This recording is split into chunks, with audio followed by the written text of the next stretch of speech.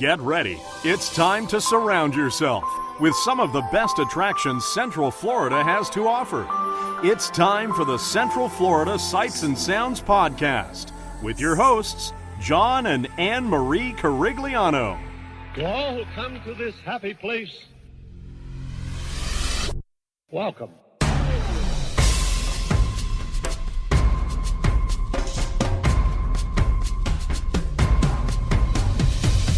Welcome to our family time. Welcome to our brotherly time. We're happy, giving and taking to the friends we're making. There's nothing we won't do. Welcome to our family time. Welcome to our happy time. This is a festival, and now the best of all. We're here to share it all.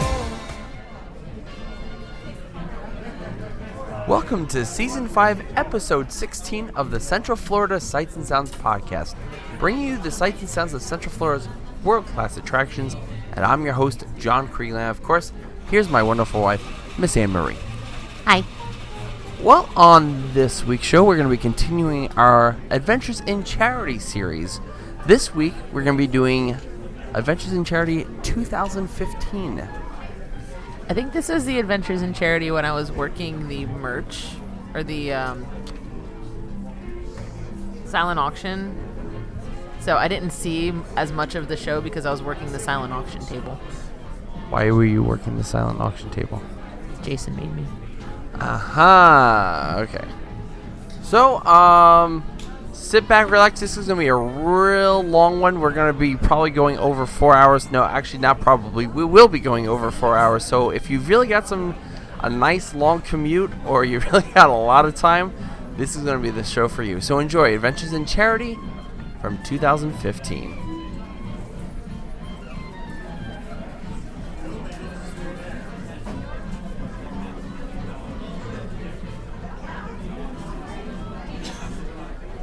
Ladies and gentlemen, boys and girls, friends and fellow adventurers, come to loose! Welcome to Adventures in Charity 2015. At this time, we are going to do some preparations for our fabulous entertainers. And by necessity, some of those preparations involve having them out of the room. But to do this properly, there are some people here that have never been to the Adventurers Club. Now that's true. Raise your hand if you've never been to the Adventurers Club. Several. There are at least 5 in this room that have not. And for the sake of those people, we need to do a new member induction ceremony. Now the problem is, we can't do that with the Disney cast members. But fortunately, we have some regulars here that are almost Disney cast members. So, first of all, is Meriwether Pleasure in the room? Oh my goodness! Look, it's Meriwether Pleasure coming out the aisle. Let's give him a big hand.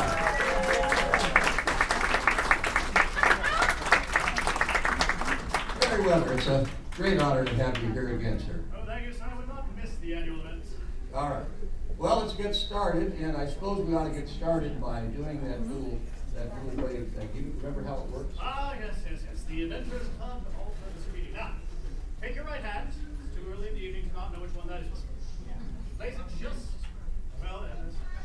on your navel. Anything lower would be completely different. Kiss the fishy weight. Now, motion we're all very accustomed to. Hand to the heavens and say, Convoloosh! Convoloosh! Of course, Convoloosh is an all-purpose Adventurers Club reading. It's like aloha. It means many things. Mean hello, Convoloosh. Goodbye, Convoloosh. Kiss me quick, the loves of virtue. Now remember, if you use this to identify other adventurers, and if someone does not return the salute, turn around and run. They're calling the police. So that is, of course, the all-purpose club salute. Well, we actually would need more than that, though. Are they members or just a salute, or is more required? Oh, of course. There's the Club Creed. Oh, you know the Club Creed? I hope so. Does anyone out there know the Club Creed? I guess we'll find out. Right. Well, repeat after me. No, not that. No, not that.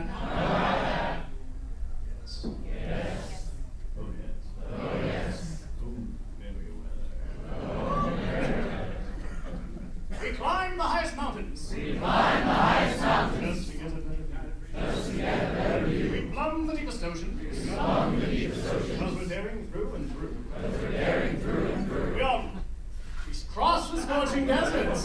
Martinis in our hands. We ski the polar ice caps. In tuxedo looking grand. We are reckless, brave, and loyal. And valiant to the end. If you come here a stranger. You will exit as a friend. Come on. And now. I know you want to do the Colonel's song, right? Of course, Colonel. You're Well, the master. yes, I am the Colonel and the substitute Lee Meister, although I don't have one of those fancy fifth helmets. However, if we're going to do that right, we really need a piano. Is there a pianist out here that knows the Adventurers Club theme song by any chance? Oh my God, we have a volunteer right up front. Hank Machuda. Tell you what, sneak over there to Jim Roberts' keyboard for a second. We won't tell him.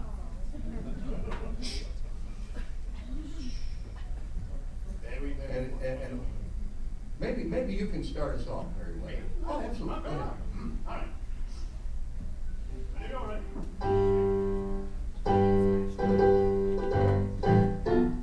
Rock your toes, out of mine. Rock your toes, down below your Not that one.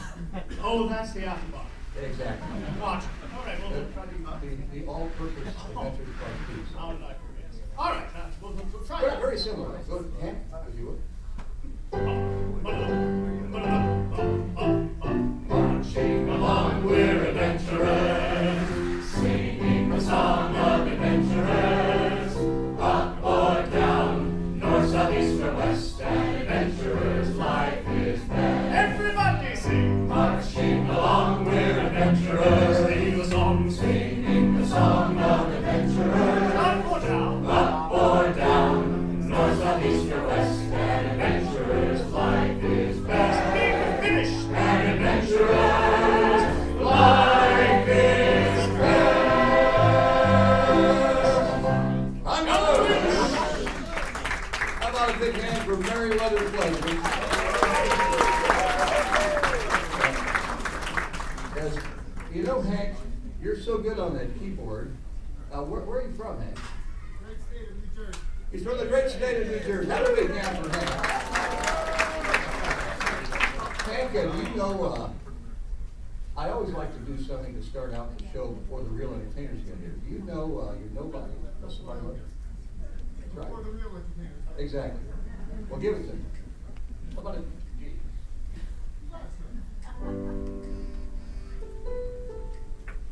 Everybody's looking for some kind of great adventure, taking anything I can. If you really want to be something, you'll discover something that you must understand.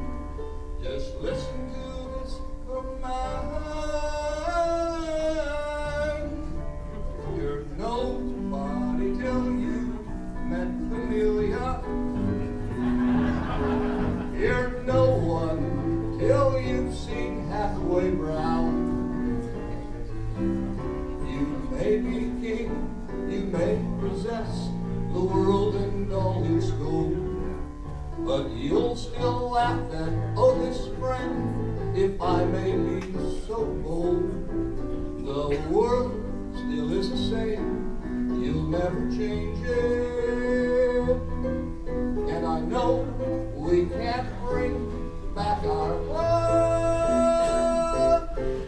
However, when you come to Adventures in Charity, I think you'll find something, friend, you'll love. Take it away, Hank.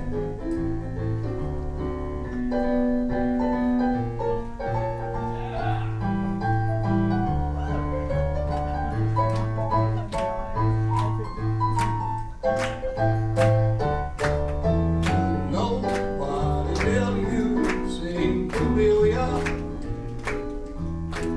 You're no one till you've met Hathaway Brown. You may be king,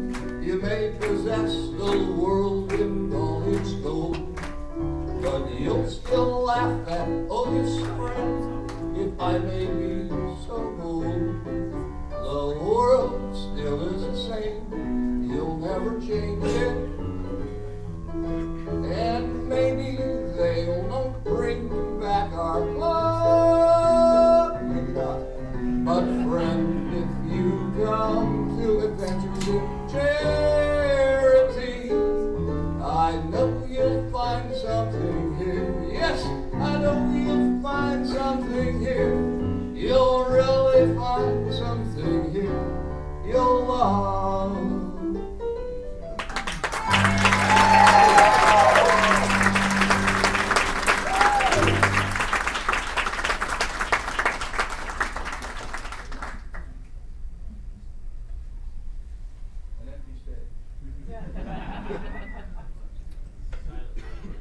Hank on the keyboards, ladies and gentlemen.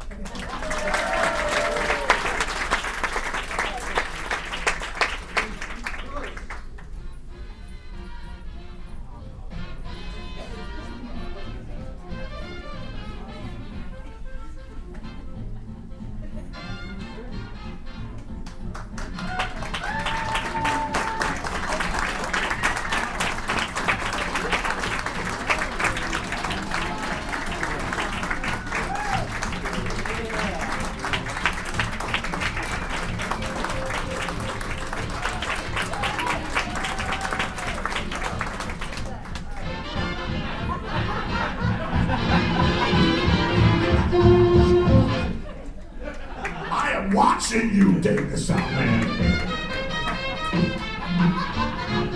You are dead to me. You are dead to me. All right. Hello, adventurers.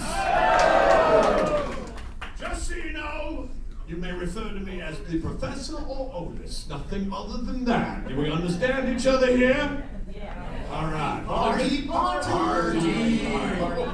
Shut up, you damn masks. All right. How are you today? How are you today, adventurers? So good to see all of you on this fine day. As for all of you who do not know, or may should know, I am club ichthyologist, Professor Otis.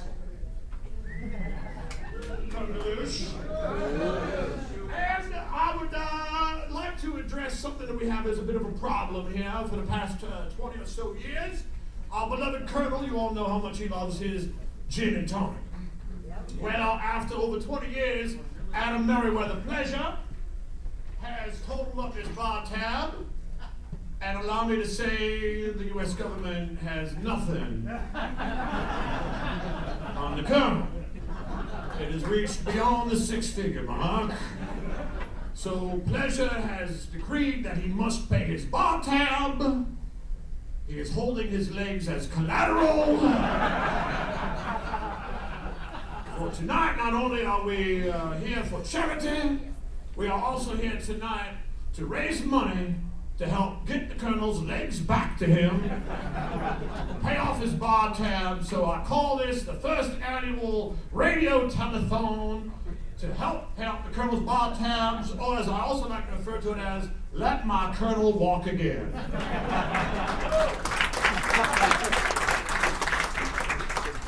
So tonight, ladies and gentlemen, for your entertainment pleasure, Professor Otis will host an evening of fun and excitement broadcast out to the great 48 states of our country and parts of Canada and Mexico, and all the ships at sea on our great radio station, WADV AM.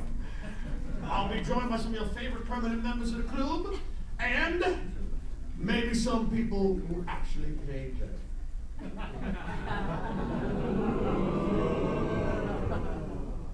I know.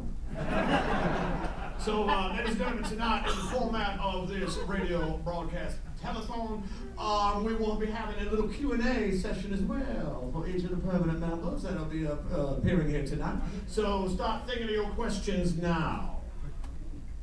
All right. No pressure, but start thinking now. All right, well, before we do get started, ladies and gentlemen, I would like to introduce two fine people that will be assisting me here tonight. First of all, in the back, ladies and gentlemen, we got the band back together for y'all tonight. Our own Dave the Soundman, Mike Eisen, is here tonight.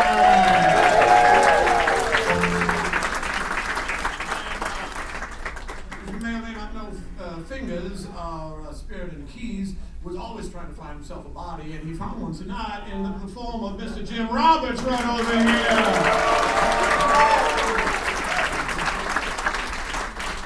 How you been, Jim? Yeah?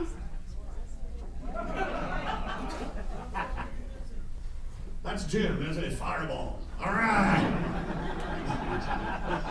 All right, ladies and gentlemen, well, to get the event started tonight, I believe I should maybe perhaps tell you a little bit about myself in songs. Fingers if you please.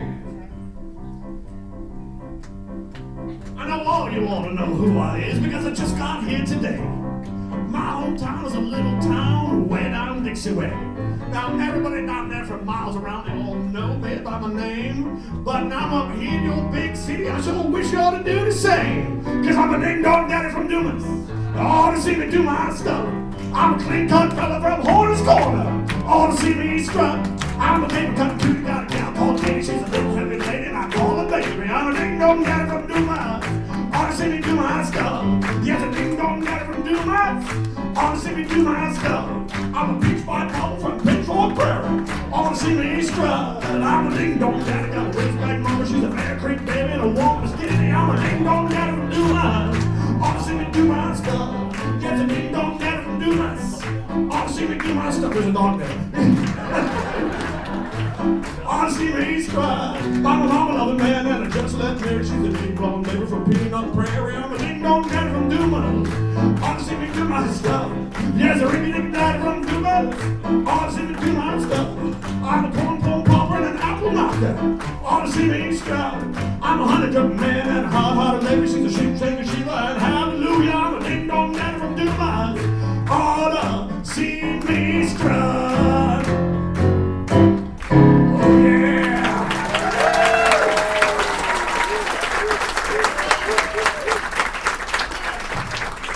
I'm surprised I got all those words out, or at least some of them.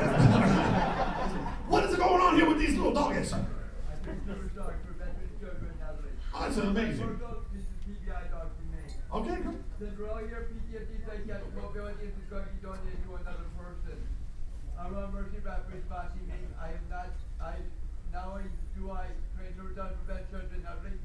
Here in North County, right next door, I have my disaster communication. I do disaster response and disaster relief. That's fantastic. All right. I interview all the time because we have a little bit of static in here. No, actually, I have reached out to the Colonel himself. He will be calling in just a few minutes. Don't eat. All right, but if Sawman, he'll let me know when that's there. Don't worry, he got the fish.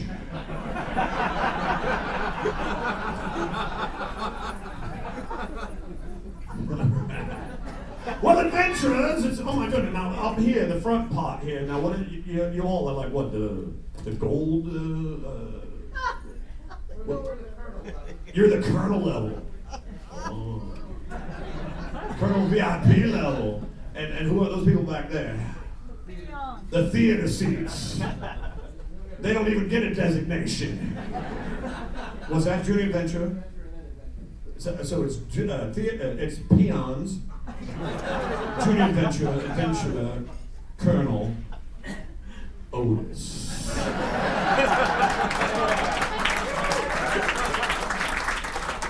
As it should be.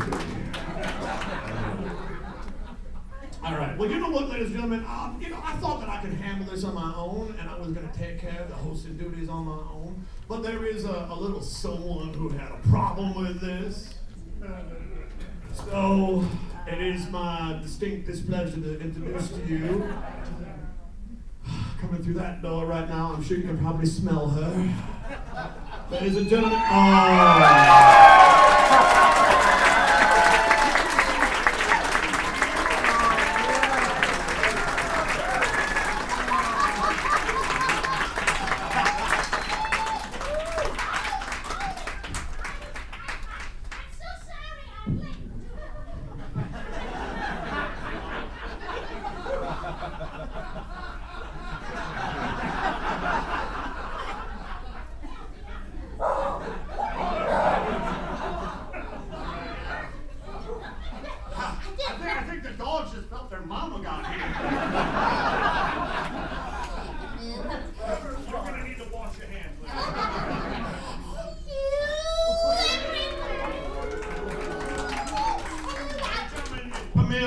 if you didn't know. It was I, Amelia, your club president. I want to say hello to everyone out in Radioland. And, oh, thank you. Is that for me? No, that's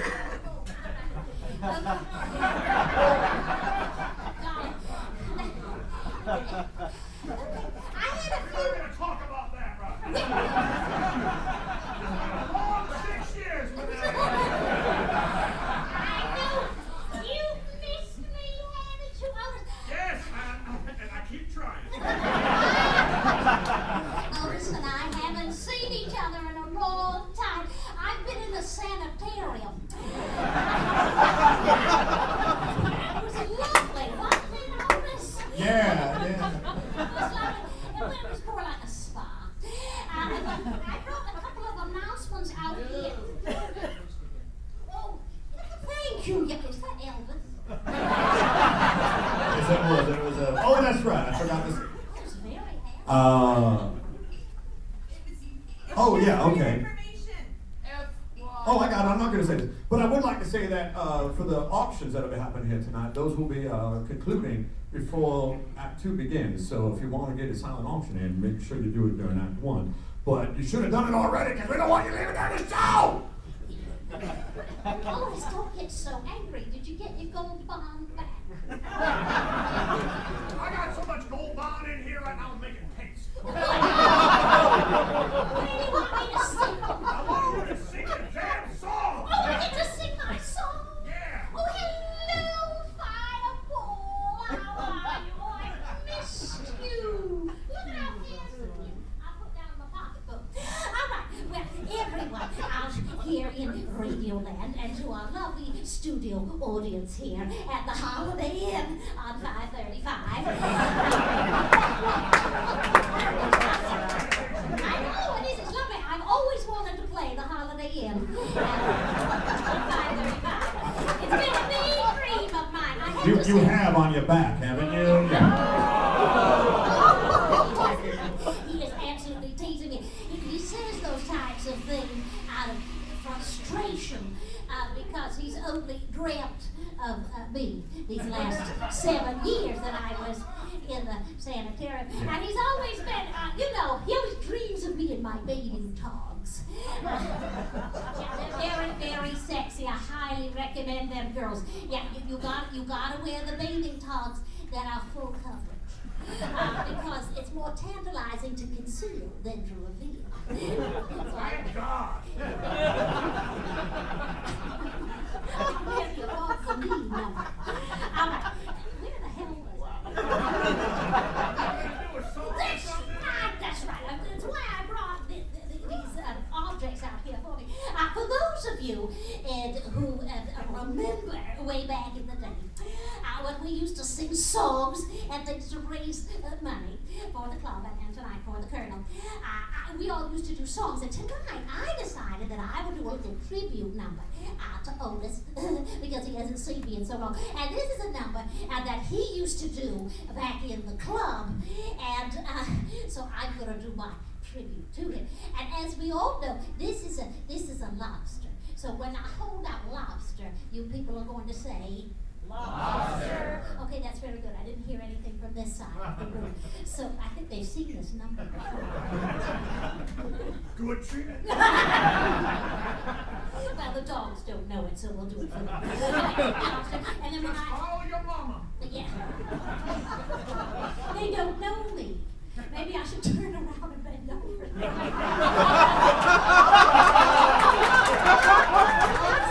Approach dogs are wonderful. I learned that in my wildlife seminar in South Africa. Now, I made it out alive by knowing that, people. Okay, so now when I hold this out, you say... No, it's not a black olive pizza. But I know that's what it looks like, but this is a very well-loved prop that was made for us way back in the day, and it's losing a little bit, but it's a flat fish, it's a flounder that has its little eyes, and it's not a black olive pizza, but just say flounder. Flounder. Good, and? Flounder. And? Flounder. Good, okay, you got it. All right, yes.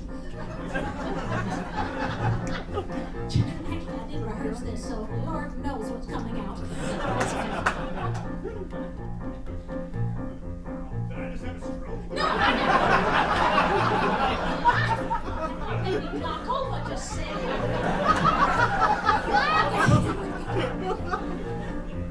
I was a cook. She was a waitress down by Salty Sam Seafood Cafe. Somewhere between the clam juice and the seaweed salad, some little shrimp just lured her away. Here we go, people. Oh, never. Rocky always wrapped his line around her, and I know I've seen it off the book. Oh, never. Octopus's face in, he'll only break her heart. Well, I said to squid, leave me for that piano tuna. If you wanna try out something new, you can clap along, freaks. Clap along. That's gonna make me feel like I'm back at home. Remember when we used to say that? Clap along, freaks, and they do it.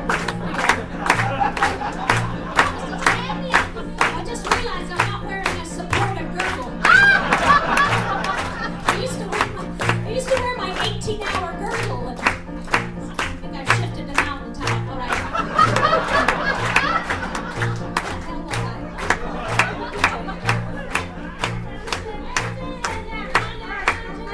Well, I said to squid, leave me for that piano tuna. If you wanna try out something new. She was the best I ever had. Now my life has no purpose. I'm caught all over, yes I do. Everybody sing it out. Lobster. Never. Flounder. When I wrap this line around her and then you gon' finish the word. Lobster. And never. Flounder. An octopus's face in, he'll only break her heart. When I said to squid, leave. Oh shit, I already said. When I saw her fish, she come back to me. There it is. It's a bad dream. That light's right in my eye. I feel like I'm back at immigration. It's a rough day. Speaking of bending over. We always had a whale of a time. We tried to have fun, but you'd always pull that not tonight. I have a haddock routine. I missed my groupers. Groupers, pick it up, people. It's gonna be a long night. I kept her picture, kept my picture in her wallet. I wonder if she still carries mine in her perch. Oh. Is this thing on or you heard a heroin? Here we go.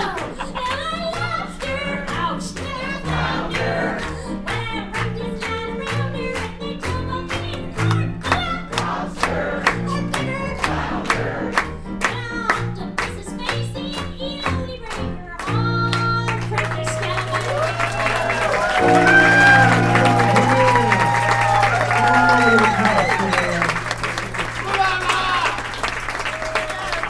Hey, gang, coming in? All right. You got a microphone right there.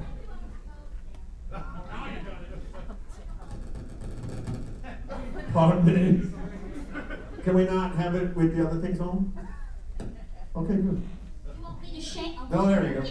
Excellent. Thank you, Dave. All right. Actually, I have a brand new fancy smancy Apple Watch, and it'll tell me when that call's coming in. I just realized that. All right, good. All right. Well, ladies and gentlemen, Pamelia, right here.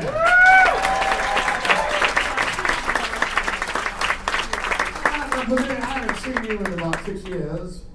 So, are you all right? Yes, no, I was just, this is a lovely upholstery. Yeah, thank you. I had some small dogs murdered for. You're so lovely that you look so handsome. Well, look at you buttering me up. What the hell you want? Well, it's been a long time since I've seen all my old friends. I'm very excited to be here. Absolutely. Now, what have you been doing besides the sanitarium for the past 6 years? I've been very busy. I was. Wait a minute, you got to stop right now because that call's coming in. Ladies and gentlemen, we got a call coming in right now from Toronto, Canada. Oh. And, Hello? Colonel! Hello? Colonel! Can you hear me? Is there an adventurer there I can speak with? Yes, Colonel, it's me, Otis. I'm right here. Can you hear me? I can hear you, Professor. Colonel Critchlow Suchman's here. Ah. From the frozen north. Well done, Colonel. I know you're on the lam running from your immense bar tab, but how are things up there in Canada? It's true, I am on the lam, and I must say, in Canada, the lambs are rather unusual. The one I'm looking at now is about 8 feet tall, brown, with a rather large nose and a very impressive set of antlers. I believe that might be a moose. A what? A moose. A yakoose! Don't talk to me about that monster. I said Of course, Colonel. Well, we're doing our best to get you some money to help off your bar tab down here. That would be wonderful. You know, it's a bit chilly up here, and without my legs, I don't have anywhere to put my woolens. Of course, Colonel, of course. I can't even drop my drawers. The people here are loving that. As I bet they would, a bunch of perverts. Well, you know how they are in Florida. There's all sorts of crazy. Sweaty, I imagine. Yes, sweaty perverts. Yes. Well, how's the fundraising going? How many pounds have you got? Well, I'm about 200. No, you need pounds sterling. Oh, right. Samantha's not here yet. No, for goodness sake. Oh dear. I dare say I must confess I let my bar tab get just a wee bit out of hand. Just a bit, Colonel, but we're doing our best to pay it off for you. Now, Colonel, we do have a couple minutes, and I don't want to keep you on the line for too long because I know you're calling from Canada, and you know how expensive that is. But now I understand there's a gentleman. I'm charging it to the British government. Don't worry about it. I'm back in one of Britain's colonies, and I've just written it all off. Nice, Colonel. Well, I was wondering if you could put that gentleman, Chris Trulson, on the phone. Oh, yes, he's sitting here sucking his thumb. Oh, good. Just a moment, old habits not gone. I'll slap him with this mackerel and see what I can do. Hello? Hey, Chris!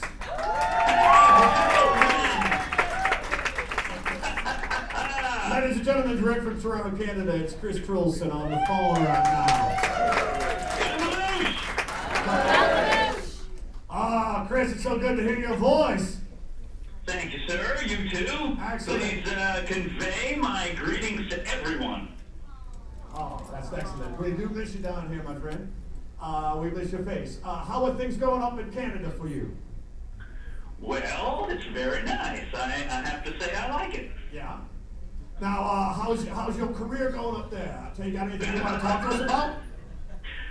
It's been a mix, as you might imagine, but I've had some great exciting times off and on. I've worked at some of the big theaters in the country and played some pretty special roles, and helped to this summer I helped to inaugurate an original musical by Alan Menken. Oh, very nice. Can you tell us the title? Or? Yeah, it's called The Apprenticeship of Dooney Kravitz. It's based on a classic novel that was made into a film that starred Richard Dreyfuss back in the 70s. Oh, excellent. Is that having any opportunity to come down here in the States? Well, I'm not the producer, but Right. it was very successful when we did it this summer in Montreal, and you know, people say, well, gosh, there's a big, you know, Jewish population in Palm Beach. Maybe they'd like to see it. Who knows? There's hope for everyone. There's hope for, you know, an off-Broadway run. There's hope for a tour. There's hope for a revival. But none of that is up to me. I describe myself as just someone who's riding on the plane, waiting for permission to land somewhere. Nice. Yeah, I understand that feeling.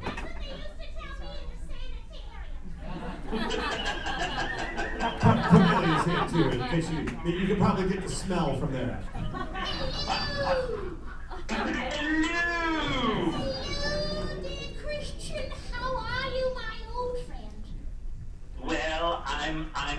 trying to make up for the absences of Canadians who have left. Oh, well, good for you, dear. You know, it's a little easier for me down here than it is up there, and you're much closer to my mother. So that's a frightening thought. I never pictured your having a mother, Camellia. I'm not sure why. I always convinced that she was hatched. Well, yeah, the family folklore was mitosis. But no. So my mother is up there in Canada in an entirely different sanitarium, and Chris Trulson knows a very good friend of mine, Graves, and Graves is up with my mother, looking after her. Oh. Yeah. Well, being sanitary is important. Yeah, always, and always accompanied with someone who has his own straitjacket. Absolutely. Always be prepared. Yes. That's the adventurer's way. Yes. Bully. Well, Chris, I do not want to keep you on the phone because I know that is an exorbitant phone bill to be calling us all the way down here. But My pleasure. It is absolutely a delight to hear your voice, and may I say congaloosh to you? And congaloosh, I'm sorry I can't be there to hear all the fantastic entertainment. Ladies and gentlemen, original and founding member Chris Trulson, ladies and gentlemen.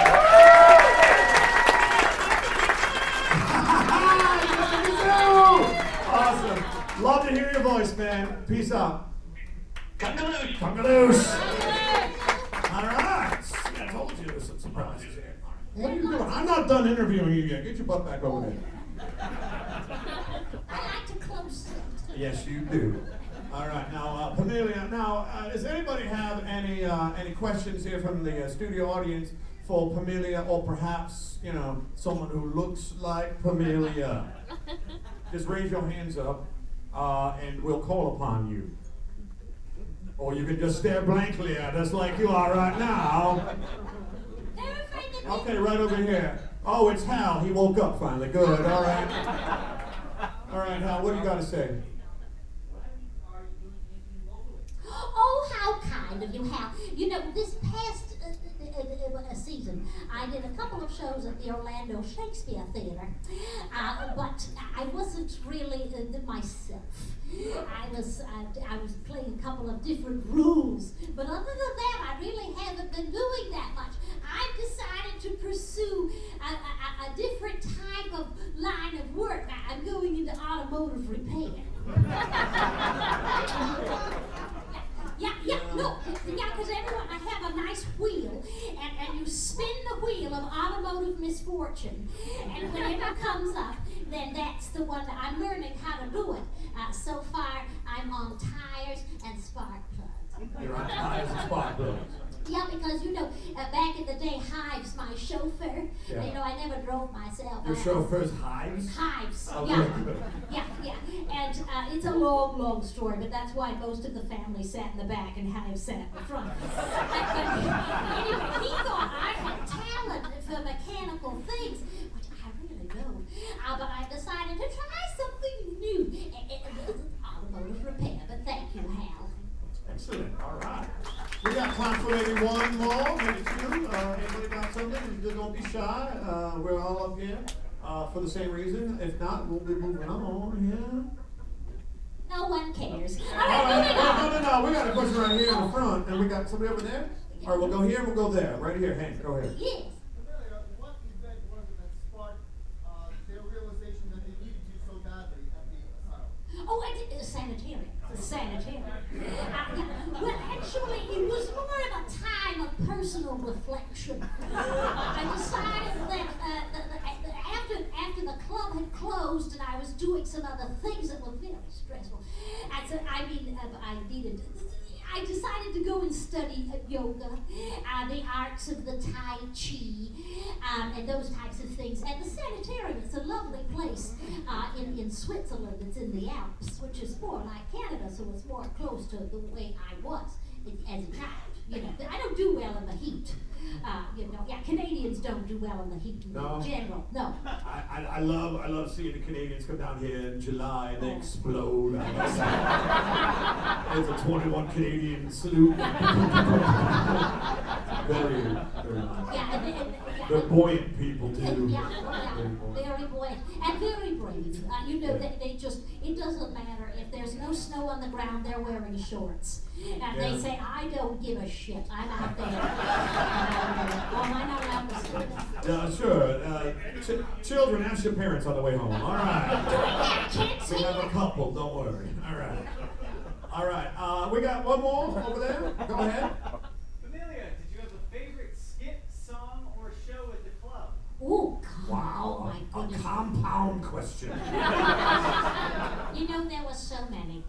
There really were. But I do have to say, in all seriousness, that I have so many memories of little tiny funny things that happened as the nights would go on. And the most fun I really had, honestly, was with my fellow actors and performers.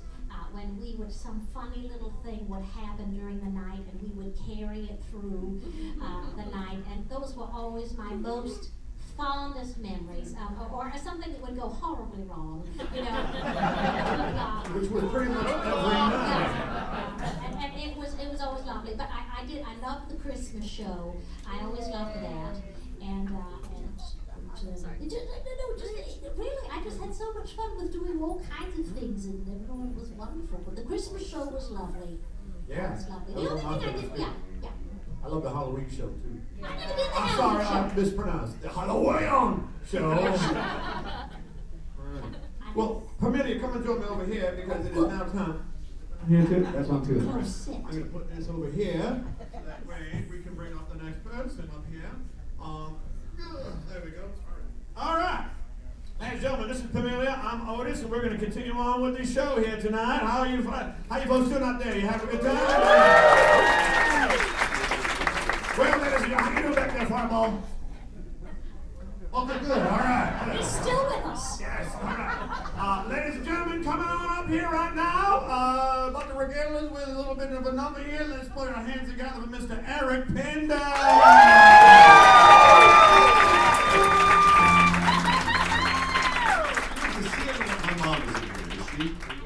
No, my mom's in here. It's good to see everyone. Am I? What's supposed to happen now? I wasn't at rehearsal. I know. You just gotta sing the damn song. Crap. All right. Well, ladies and gentlemen, aren't you in luck? Here's a song. I hope you like it. I don't. Fingers?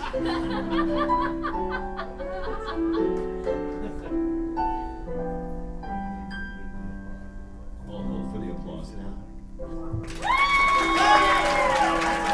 No, please, seriously. Spring is here. Spring is here. Life is Skittles and life is beer. I think the loveliest time of the year is the spring. I do, don't you? Of course you do. But there's one thing that makes spring complete for me, and makes every Sunday a treat for me. All the world is in tune on a spring afternoon when we're poisoning pigeons in the park. Every Sunday you'll see my sweetheart and me as we poison the pigeons in the park. They see us coming, the birdies all try and hide, but they still go for peanuts when coated with cyanide. The sun's shining bright, everything seems alright when we're poisoning pigeons in the park. We've gained notoriety and caused much anxiety in the Audubon Society with our games. They call it impiety and lack of propriety and quite a variety of unpleasant names. But it's not against any religion to want to dispose of a pigeon. So it's Sunday or free, why don't you come with me and we'll poison the pigeons in the park. Ooh, and maybe we'll do it a squirrel or two while we poison the pigeons in the park.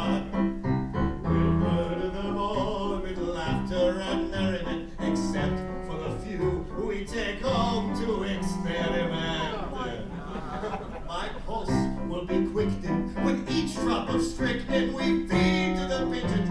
It just takes a smidgen to poison the pigeons in the pot. I still hate crows.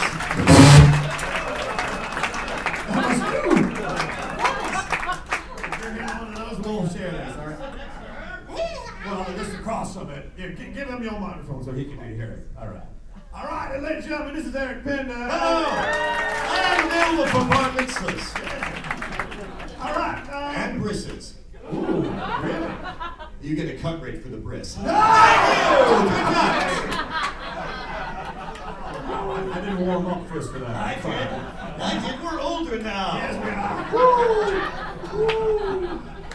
All right, I want to open up the floor. Anybody would like to ask this? No, we're going to sit. Oh, you just meant to question. You didn't open the floor. All right. Open the floor. Start the. Oh yes, we got right over here. Hi. So I have to know, what is it that made you despise pigeons so much, aside from obvious reasons? They are filthy, lice-ridden boys. The reason actually I picked that song, one, I love singing it, but it was a great song to sing as Otis because he had lost to Abel Pleahall in the evening and his enormous pigeon. So it was a nice way to use that song to tie it into the evening. So it was like I just picked a song I wanted to sing. Even though I just picked a song I wanted to sing. It made it look like I cared. Oh yeah, I see one over there. I see your hand up over there. Over here. I understand that you're composing an opera based on hockey. How is that going? Yes, I am. Actually, I'm not composing it. I am writing the words, so I'm writing the libretto. I still have to actually find a composer. I'm having a difficult time, actually, I'm not gonna lie, trying to decide which team wins. I have a lot invested, like, in writing it, so I don't know which team I would rather have win over the other team. Are you picking an actual team? Are you using? No, I'm not using the NHL. I'd have to give them money. Sure. But Eric, who's gonna watch an opera about hockey? well, me clearly. No, but what's your audience going to? Well, a bunch of Canadians that have nothing better to do. That's a lot of people. That's a lot of people in Manitoba, bitches. I'm a people person, goddammit! The opera's called Goli Dameron, by the way. What's it called? I'm sorry. Goli Dameron. Oh, nice. It's funny if you know opera. Anybody? No. I do actually. My favorite part of I will say this. I've written the song of the lonely Zamboni driver. Is I think my favorite part. We break the action and then he just goes around and sings about all he does is drive in a circle, but nothing happens unless he's there. It's a really touching number. I touched myself when I wrote it. Please, God. Please.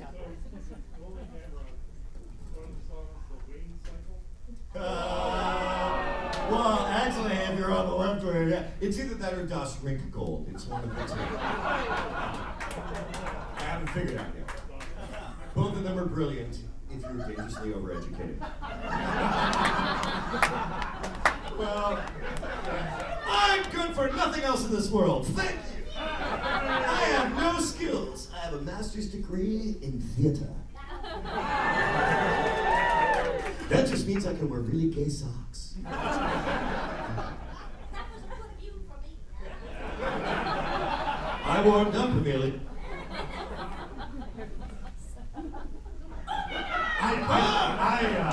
I just threw up in my mouth. All right. I'm wearing my thunderwear. Oh, that was the shrimp. Just get that going. Yeah. We got one more. One more. All right, ladies and gentlemen, Mr. Eric Pender. Thank you.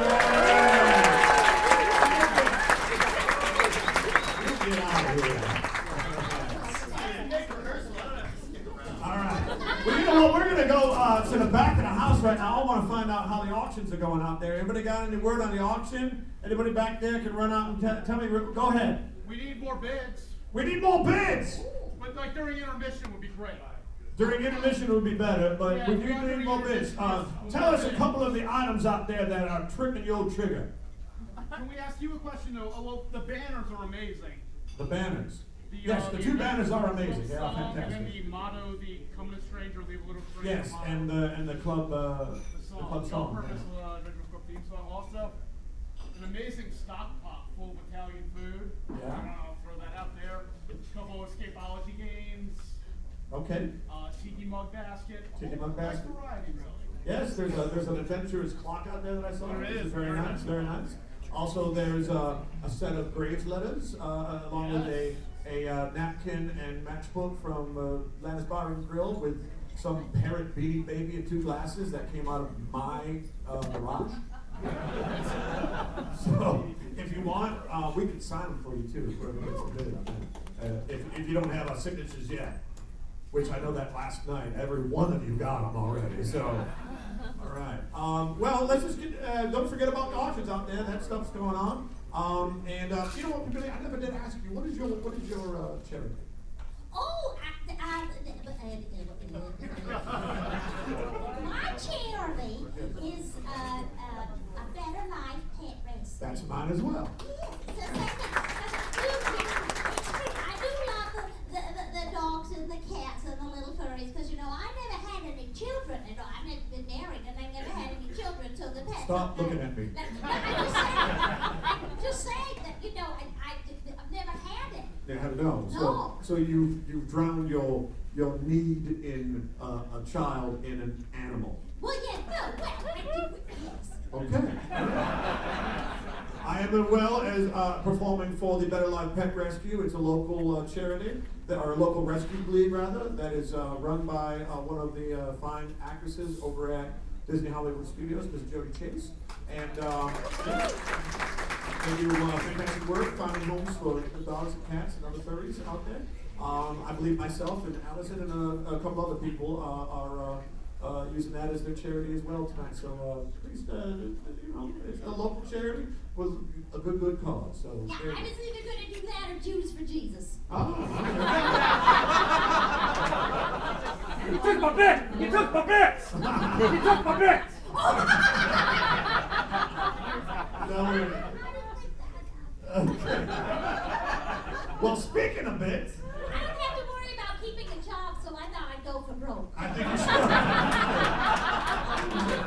should. Well, ladies and gentlemen, this actually brings us up to our next person. Please put your hands together for the one, the only, you love him, you know him, Mr. Jay Becker.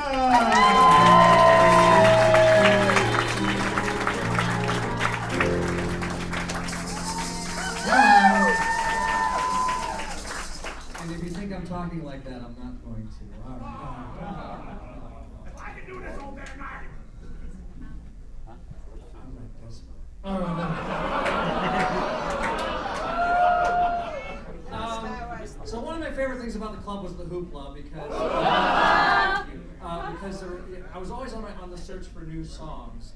In fact, just recently I found a song I tagged all my friends in about this would be a great hoopla song. It's true that we don't have the club anymore. But one of my favorites was bringing a song from a singer-songwriter by the name of Jonathan Colton. Introduced to me by the fantastic Megan Maroney and Ryan Gelodi, who are the expert, the king and queen of all things geeky. And so this was a song I brought to the club, and so if you don't mind, the artist formerly known as Fingers.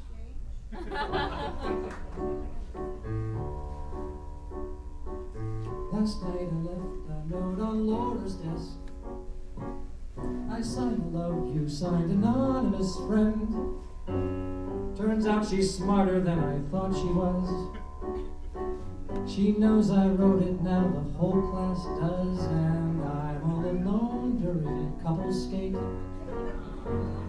When she skates by with some guy on her arm, oh no, I'll try to forget the look of pity on her face. When I'm living in a solar dome in a platform in space, 'cause it's gonna be the future soon. I won't always be this way. When the things that make me weak and strange get engineered away, it's gonna be the future soon. Never seen it quite so clear. When my heart is breaking, I just close my eyes, it's already here. I'll probably be some kind of scientist, building inventions in my space lab in space. I'll end world hunger, I'll make dolphins speak. Work through the daytime, spend my nights and weekends perfecting my warrior robot race. Building them one laser gun at a time. I'll do my best to teach them about life and what it's worth. I only hope I can keep them from destroying the earth, 'cause it's gonna be the future soon. I won't always be this way. When the things that make me weak and strange get engineered away. It's gonna be the future soon. I can see it quite so clear. When my heart is breaking, I just close my eyes. It's already here on earth. They'll wonder as I piece by piece replace myself. These steel and circuits will make me strong, but I'll still be so alone until Laura calls me home. I'll see her standing by the monorail. She looks the same except for bionic eyes. She lost the real ones in the robot war. I'll say I'm sorry, she'll say it's not your fault. Or is it? She'll eye me suspiciously. Hearing the whir of the servos inside, she'll scream and try to run, but there's no place you can hide. When a crazy cyborg wants to make you his robot bride, it's gonna be the future soon. I won't always be this way. When the things that make me weak and strange get engineered away, it's gonna be the future soon. I won't always be this way. When I close my eyes and just look and it's already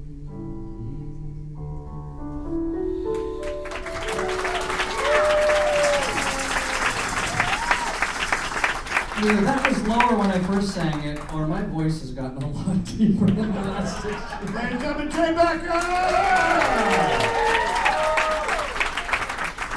Let me open up the floor to talk to Mr. Jay Becker here. Ladies and gentlemen, if you got a question, start thinking of it, raise your hand up, we'll get to you. All the way in the back over there. One of my favorite interpretations of the character in the club was when you played Fletcher. What made you decide to give him the Hindu accent and all of that? We have about 2 weeks of rehearsal. The first week, I was just having trouble getting a grasp on this character, and I was home trying different things, and I kind of flipped on this East Indian accent. So I came to the director. I said, "Can I please try this? I think he's the perfect fish out of water character." And and he said, "Well, as long as you can do it this respectfully," and that was one of my things. I never wanted to be insulting to any cultures. And then justify the fact that I was clearly not East Indian. So that it kind of and it just was such a perfect fit. And I loved the way that Fletcher turned out. I mean, just that sort of, and I think it fit with the kind of character that Fletcher is. So it was just kind of that weekend where I was just struggling trying to find who my Fletcher was, and I got lucky to have a director. And one of the lucky things about the club is that we had directors and actors and stuff who were so supportive of these unique choices and individual choices, so that's how the night became so different based on which actor was there.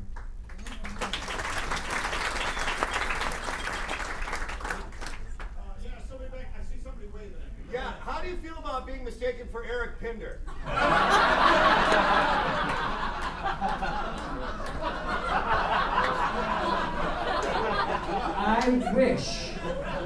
I wish I had the talent in my little finger that man has in his nose. So,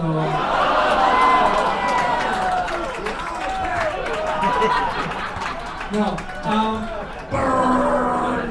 This is actually a huge thing. At Disney, Eric and I are constantly mistaken for each other and constantly get cast thinking that it's the other one. And so much so that a few years ago for the Fringe Festival, Eric wrote a show based where we were twins, and one of our catchphrases was, "My nose is much smaller." So, That was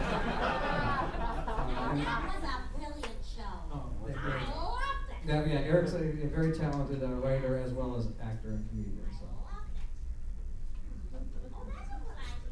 while they're doing this, I'll mention my charity is the Starkey Hearing Foundation. Starkey is a hearing aid company, but they go to third world countries and provide hearing aids for children. And if you ever see a video of a child hearing for the first time, it'll make you weep. No, I'm not even joking. So my wife works for that company, and the CEO now doesn't even work there. He just spends his time going to the country. There's a subject of a documentary on maybe Lifetime, which about the work Starkey Hearing Foundation does. So. And I'm sorry, I'm a bit remiss. I didn't allow Eric to plug his charity as well. Eric, I know you're back there. Eric, I'm getting a drink. One. Okay, all right. Priorities. We'll get to you then on the next one, all right, Eric? All right, good.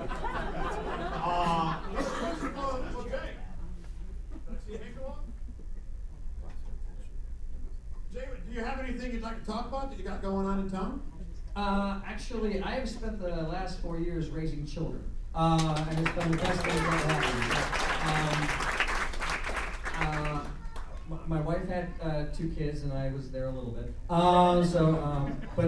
I have a daughter who's 3 named Miranda, and a boy named Daniel who just turned 1 a couple months ago. And I used to do a lot of theater in town, and I've kind of taken a break so I can be a dad, and it's the best job I've ever done. So that answers the question that geeks can have sex. Yes, they do. I married a beautiful woman.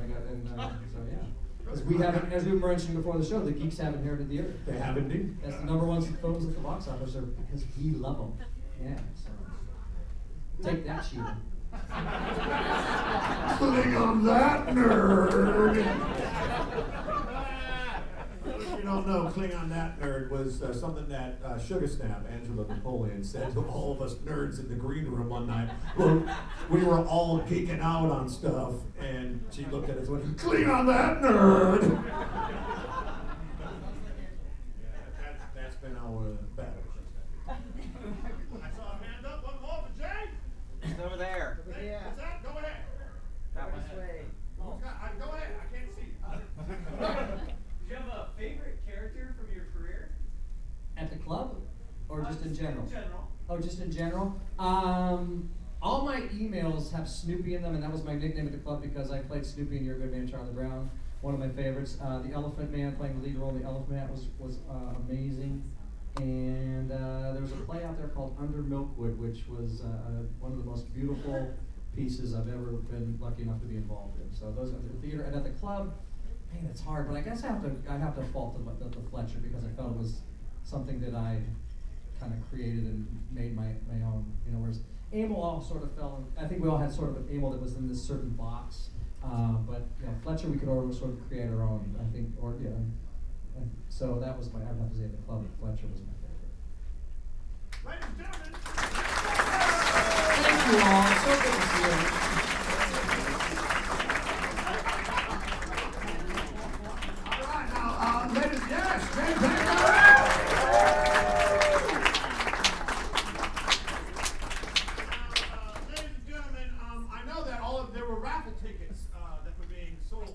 For an opportunity to participate in the proceedings this evening. So I would like to draw one of those right now because it's time for a commercial for the adventurous cereal Jenkins.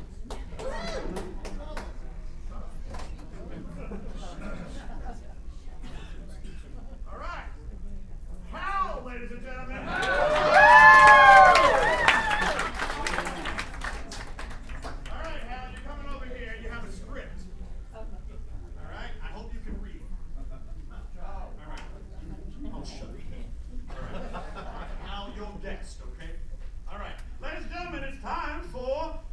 Commercial for America's favorite cereal, Jinkies.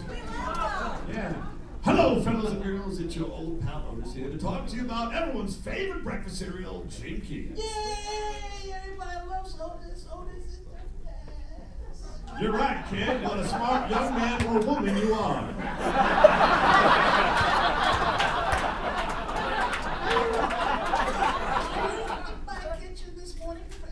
Well, little buck Buckaroo. I'm here to tell you about the smart way to start your day with the adventurous cereal Jinkies. Please impart your wisdom on me. I have so much to learn from someone as amazing as you, Professor.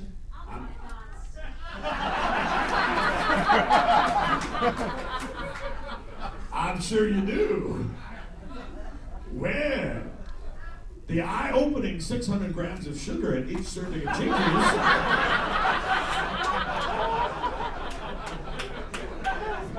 really wakes you up in a big way. Sugar is natural, so of course it's a breakfast that is good and good for you. Eat up, young man or woman. Professor, I don't feel so good. Shut up and finish your cereal, kid. And afterwards, you'll get your insulin shot. So remember, kids, start your day the adventurous way with all the minerals, vitamins, and sugar your body needs. And tell your mom you want Jinkies. And remember, jump up for Jinkies. How, ladies and gentlemen?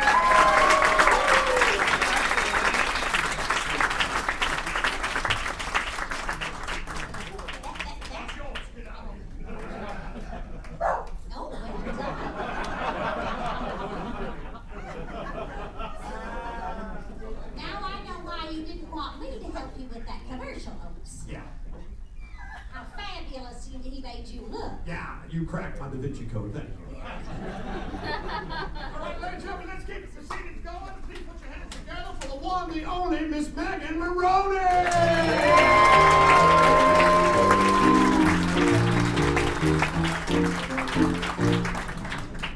I insist you refer to me by my new title, the Queen of the Nerds. Queen of the Nerds? Queen of the Nerds. It's been bestowed by Jay Becker, and I'm going with that for the rest of ever.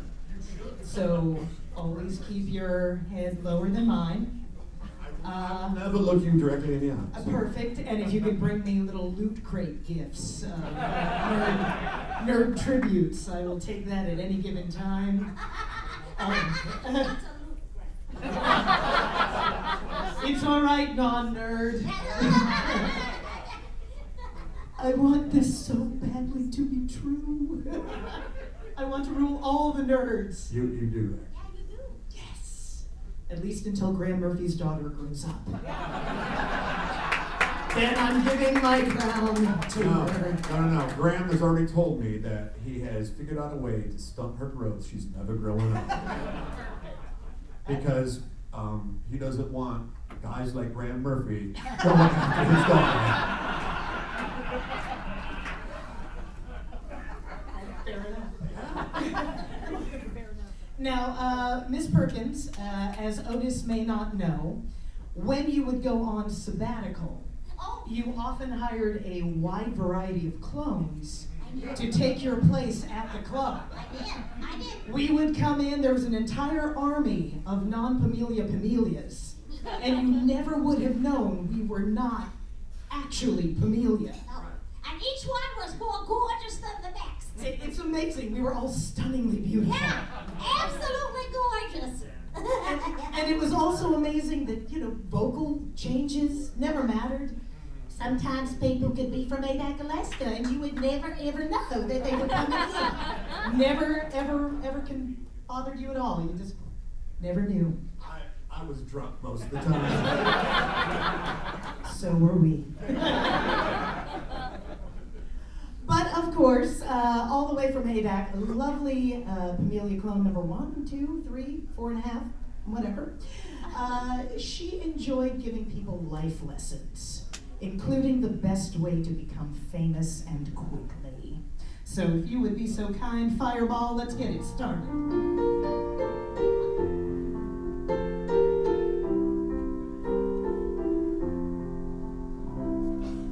Scott became famous for freezing to death in Antarctica. Columbus made history for thinking some island was India. General Custer's a national hero for not knowing when to run. All of these people are famous, and they're also very very dumb.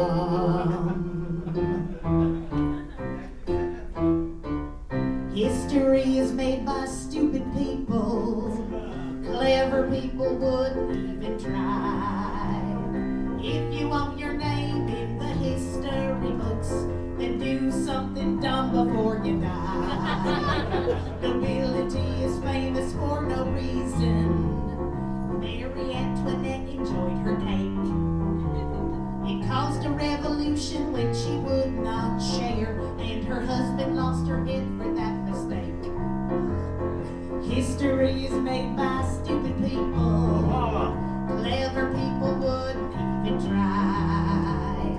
If you want your name in the history books, then do something dumb before you die. Tally-ho, tally-ho, tally-ho. Our king and country's honor we must say. Tally-ho, tally-ho, tally-ho. We're marching into glory and the grave. The Hindenburg, it was a giant Zeppelin. Her makers made a minor oversight. Before they filled her up with explosive gas, they should have fixed that nose smoking light. Why? 'Cause history is made by stupid people. Clever people wouldn't even try. If you want your name in the history books, just do something dumb before you die. Do something dumb before you die. Y'all do something dumb before you die.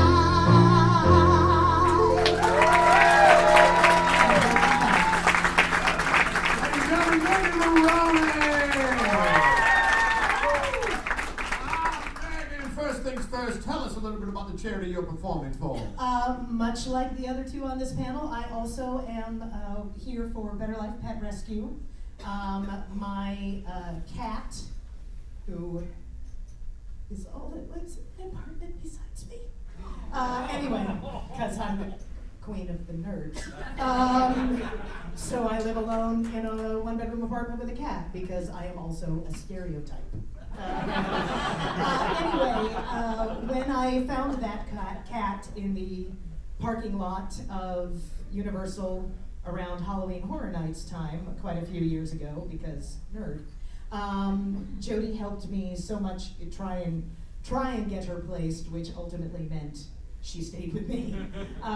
But she helped me with all the medical and getting her checked out and getting the cat fixed, and it's just a wonderful way to help little furry creatures who don't necessarily have an advocate. So that is why that is my charity on behalf of my cat and all the other cats and dogs. And if people can't neuter themselves, they should neuter their pets.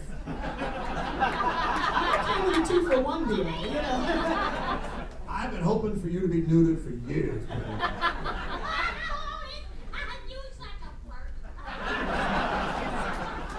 I currently have 4 dogs and 4 cats in my abode right now, and all of them been rescued.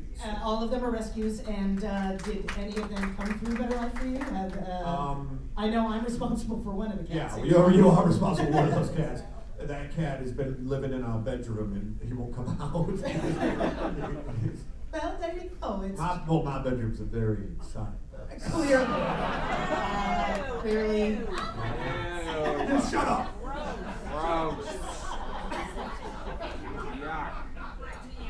And Megan, do you have anything? What is the past 6 years been like for you? Anything you'd like to talk about? A whirlwind of excitement in a one-bedroom apartment with a cat. No, I have been fortunate enough to do a lot of shows out of town. I call myself an I-95 actor because everywhere from New York and down south, I have a tendency to work at different theaters. I'm very lucky that way. Here in Orlando, I have bounced between the two major corporate theme parks. I still do some shows at Disney. Right now my contract, where I'm found most often, is in Diagon Alley at Universal. So I get to be a wizard for money. Nerd queen. There you go. So that works out very nicely. Megan, I bet you know all the details when people I know very many of them, but I will say that the show that I do at Diagon, I don't ever interact with the audience. I speak to them, but I don't care if they answer me or not. This is the way it should be. I thought you'd appreciate that, Ernest. So, seen, not heard. Like the people. I have to say I like the people. That's one of the things I don't like about Shakespeare and how I always get in trouble when I'm doing Shakespeare is I always stop doing Shakespeare and start talking to the people. and I keep saying it. Shakespeare invented the ad-lib for Christ. Is that one of the things you tell the people when you stop doing your lines? Nobody can mad. No, the people love it. I'm the director. To be or not to be? What do you think about that, sir? Shakespeare by committee sounds like a lot of fun. It's like entertaining. So I miss the people, so it's nice. Moving Who's got something to ask Miss Megan Maroney? She's got all kinds of, right over here. Yeah, go ahead. From one fellow nerd to another, what is your favorite nerdy activity? Every year, well, it is also the most expensive nerdy activity that I do. It is cosplay. I spend an inordinate amount of money on costumes and then go to Dragon Con every year. Which is somewhat humiliating when you admit it out loud, but I'm not going to stop doing it. That's the first step of the sanitarium. Exactly. In my 12-step process. So cosplay is the most nerdy activity that I do because cocaine is a cheaper hobby than cosplay. But Boy, don't I know. So that is it. And congratulations, fellow nerd. What is your nerdiest hobby? Right now, it's mostly gaming with my boyfriend. We're going to BlizzCon in November to New York, and I'm really excited. I would have thought it would be here. You're here now.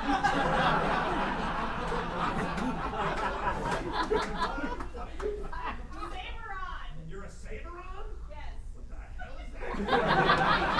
Well, even I know what a site. No.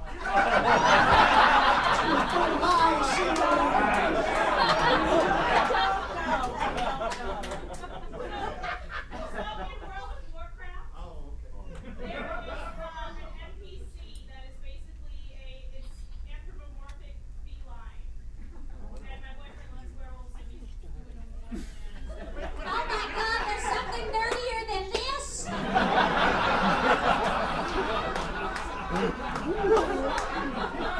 You said he's a werewolf and he's into felines. I'm so confused right now. Cats and dogs living together. Mass hysteria.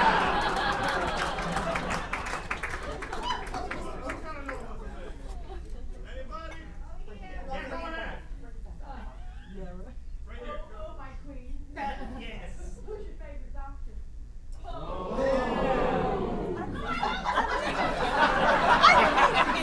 Alright, so I wear a lot of heels, you're not wrong. This is going to be an unpopular answer. Eccleston. Eccleston. Now the statement is always you never forget your first doctor, A. And I remembered K9 and I remembered Sarah Jane, but none of the prior doctors had made. Yes. None of the other doctors had made a lasting impression on me. And then when the giant, we're going to try this franchise again, happened, that is when I started watching. So Eccleston was the first doctor I remember. And he's incredibly underrated because Tennant is so handsome. But Eccleston brought that level of danger and anger and broken and rage in one season. And I loved that. So, Eccleston! 100% on you on that. It's Eccleston for me, then it's Matt Smith, and then Tennant, and I'm still out on Capaldi. I'm not sure. I love Capaldi, I don't love his scripts. There we go. There we are. And Sheila is asleep. Sheila is asleep. I don't know what's going on. The audience member just gave you either an EpiPen or a vibrator.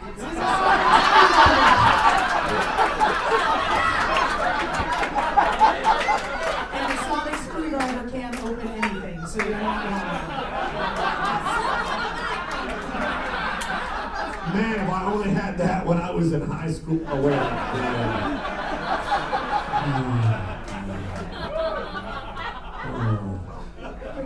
My life sucks. I hope I proved some nerd cred here tonight.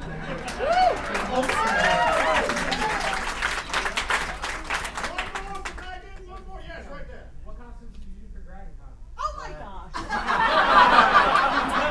You're just mad because I'm popular here. This year's Dragon Con, what did I bring this year? I brought Scarlet Loki because there was a run in Avengers where Loki took Scarlet Witch's dream form. So I wanted to cosplay Loki, but everybody cosplays Lady Loki. So I went for Scarlet Loki. Nobody got it, so there we go. So Scarlet Loki, what else did I bring? I've done Silver Age Catwoman. I've done Aurora from Alpha Flight. Archer. Oh, of course, Mallory Archer. She kind of is me, so I never think that I'm cosplaying her. And I saw a great photo of you online was Sharon Carter, too. Peggy Carter. Peggy Carter. Yes, Peggy Carter. exactly. Peggy. Sorry, Sharon Carter's Agent 13, who's never mind. Okay. Yeah, really. Sometimes niece, sometimes granddaughter. Either way, it's weird if she hooks up with Steve. Anyway, so yes, Peggy Carter. It's all right, I'm an adult. Your screams of nerd can't hurt me now. Unlike the beatings at PE when I was in grade school. Ladies and gentlemen, Miss Megan Maroney. Thank you so much. I will return your screenwriter, I promise. Ladies and gentlemen, yes, Megan Maroney. How are those auctions going back there? We going good back there? Okay, so. Auction off Megan. Yeah, she's not mint in box though. Just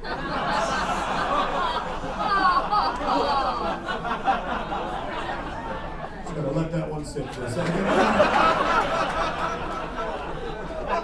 How you doing, Jim? You all right?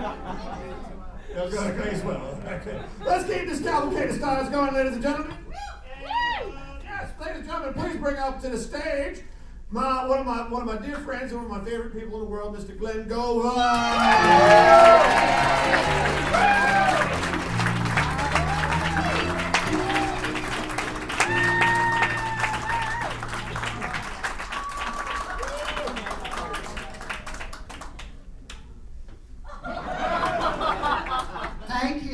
Thank you for that really rip-roaring, rousing round of applause.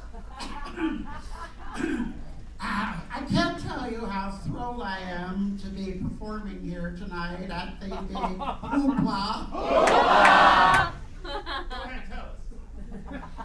All right, I'm really thrilled to be performing here tonight at the big hoopla. It's good to get that off my chest. Ladies and gentlemen, I would at this time like to do a little number about a woman who is very near and dear to the male members of the club. A stripper down in Kissimmee. Fister.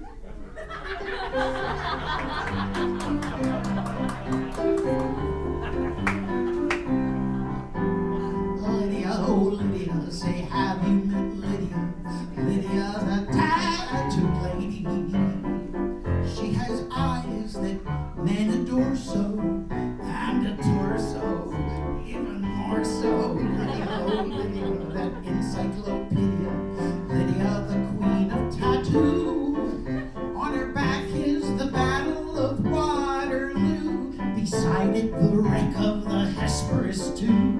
And proudly above waves the red, white, and blue. You can learn a lot from Lydia.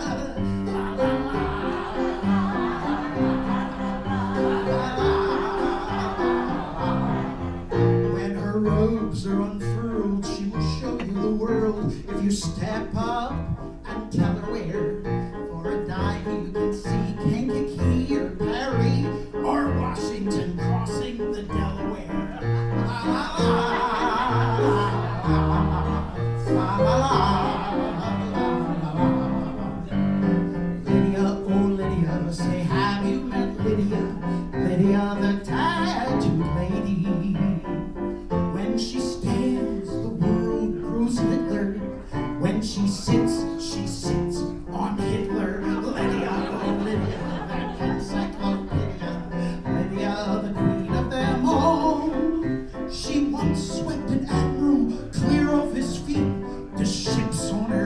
made his heart skip a beat, and now the old boy's in command of the fleet. For he went and married Lydia.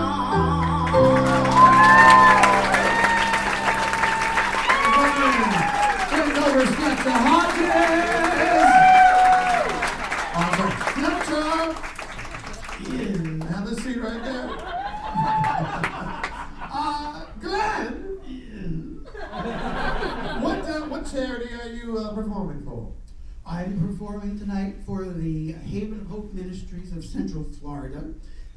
They support people who are infected with HIV and AIDS, and also the people who in the community are in need of food and clothing, and they're very supportive to the people who need just provisions. Let's see, 1,300 families on a regular basis this past year on a regular basis would receive food baskets from the organization. They're a local organization, and they provide spiritual support and help for people who are looking for jobs, provide them with clothing for day work or for job interviews. And they're a small organization, and they can use every penny that you can help them out. So,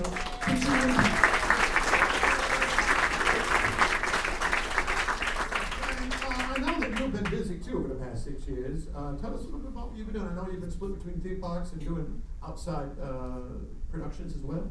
yeah, I went for 9 months unemployed and just subbing at Disney, and then finally landed a contract at the Pirate Show.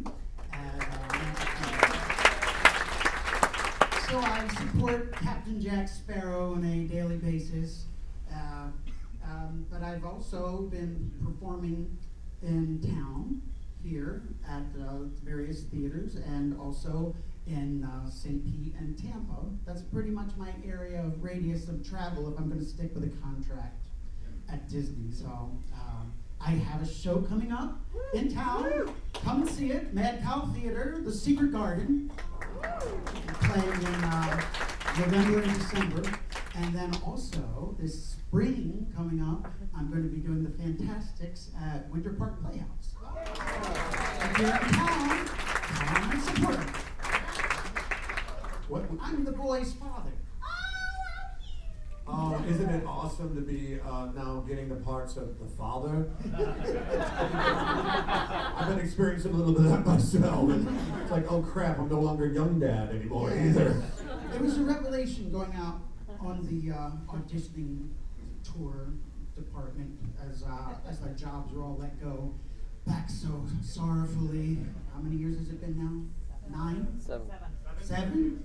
All right, 7 years ago.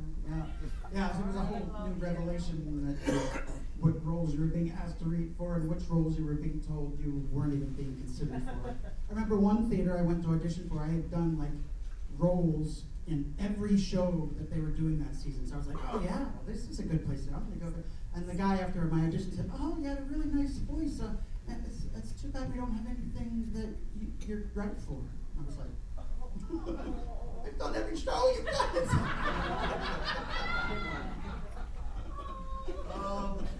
And that's why we drink.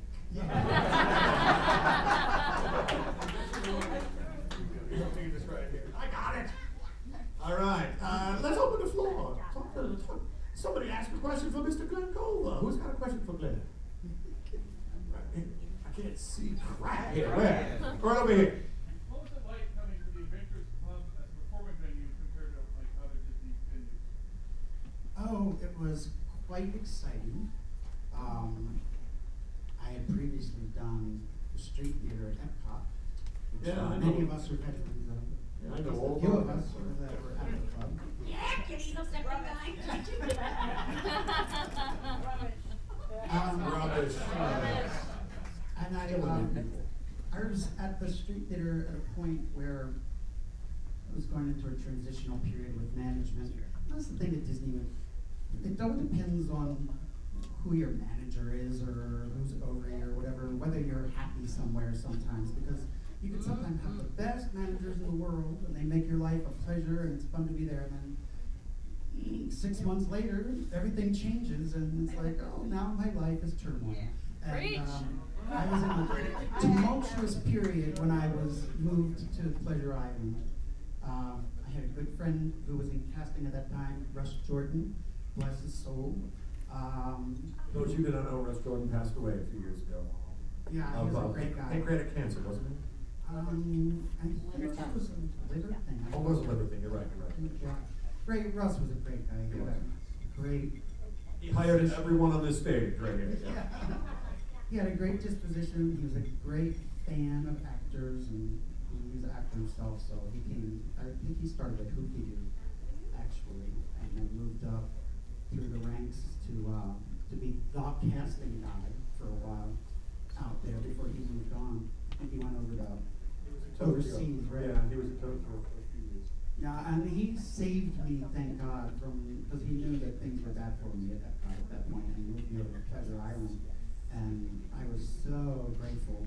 Reed Jones was one of our show directors at that time, and we had just done what I used to call Holidays in Hell. You and Lisa. Good you. I'm a gnome. I originated Yule and Easton out at Epcot the first year the first 2 years they did it actually. And the why I call it Holidays in Hell was because we did the street theater, and back when the street theater was going at that time, it was just so much fun. I mean, hot as hell in the summertime, but we had this company that was, how many do you think it was when it was like fully? Back in the day when it was, we had multiple shows. We had a Canada show, we had a UK show, we had France, Italy, and for a little while Norway. Yeah. Were you there during the Norway time? No, I missed Norway. And there was like 26 cast members. Yeah, it was this huge company of actors. So on any given day, you rotated through, this whole company of people who were, most venues were 3 at a time that were on, and then sometimes you crisscross shifts, so there'd be 6 in the room at the time, breaking backstage. But it was just so much fun, and everybody got along so well for the most part, like any other place you have a loser here and there. Don't look at me! Right here!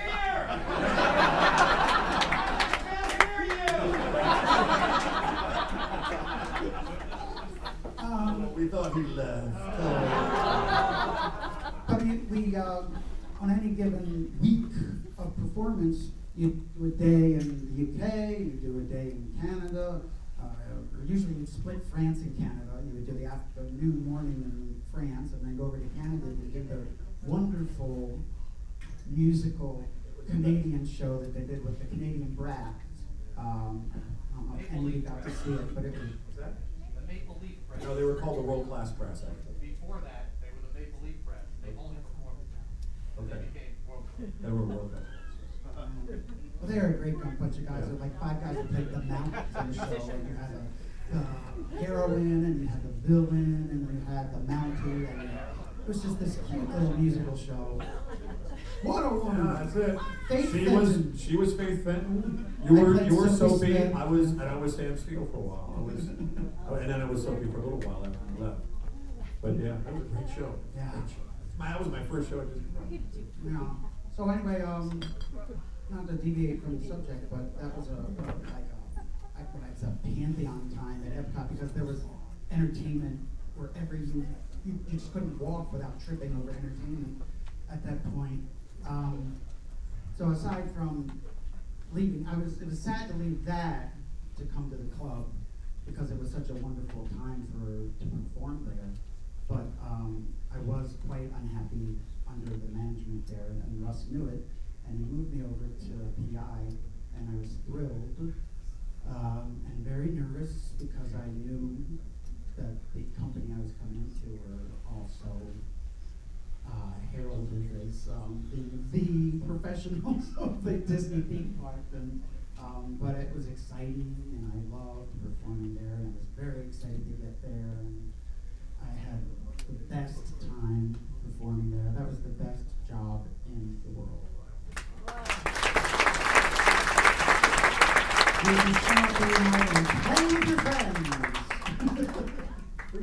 time for another one here. Yeah, go ahead.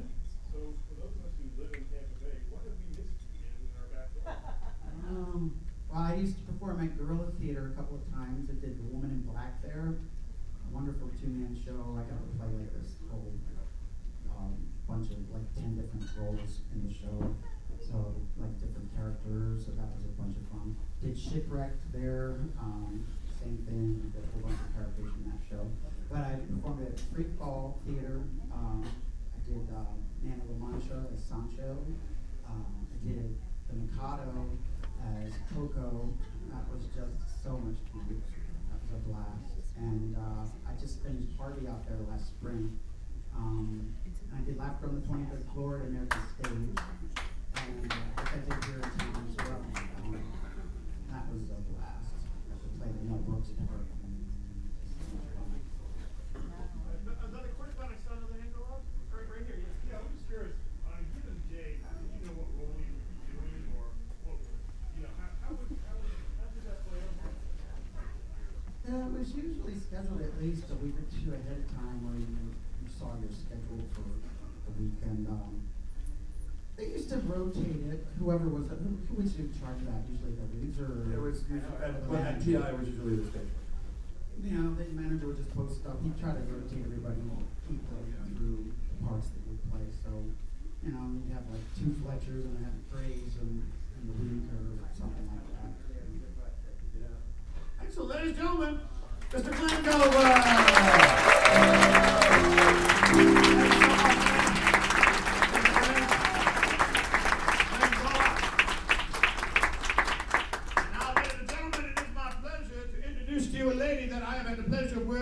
With on numerous stages here at Disney, an immense talent. Ladies and gentlemen, put your hands together for Miss Mary Thompson Hunt.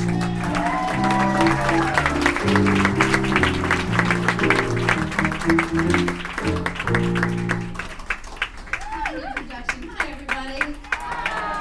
My name is Mary. There might be a few of you here that are thinking, who? I was the sub. I subbed Samantha Sterling. I loved playing Sam. She got to stand like this. My director at the time would always tell me, go out, take your stance, get your chest up. You're going to like my chest up. He was gay.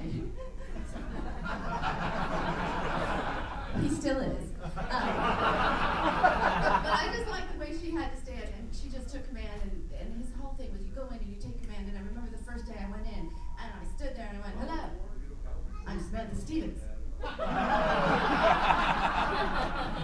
I'm not kidding you. Yeah, I know, right? Samantha Sterling. I said, Steven, you got it.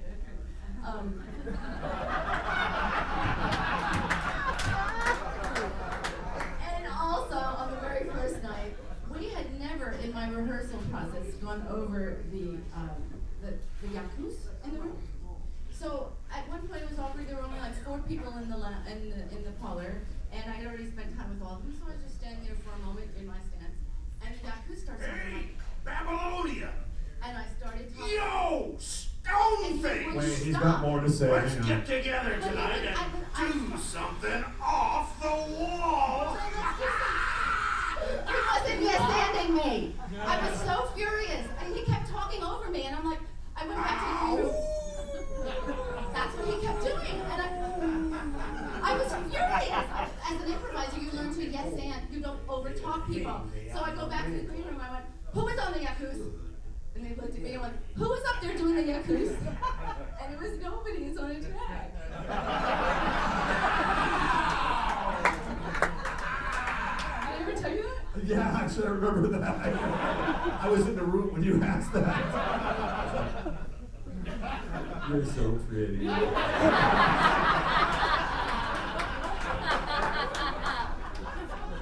Thank you. My song for you tonight will be dedicated to all of you for being here. And we're going to make this up, because that's what I did across the way at Comedy Warehouse. And every now and then I'd get pulled over to go to Adventurers Club, and it was always a joy. They were like my cousins, because we shared the same dressing room, and the best times in that dressing room, some of the best laughs. I remember one time, now don't get mad at me, Adventurers Club, but one of the guys in our cast said, thank you very much, everybody. If you like us, we're the Comedy Warehouse. If you don't like us, we're the Adventurers Club. Okay, it got a laugh, it got a laugh. However, when we went back to the green room, going, hey, guess what they said? I thought that they would laugh too, right? No. No, they were so ticked off on it. Yeah, right, that was funny. I didn't say it, Steve did. But we would make up rhymes like that over at Adventures Club all the time.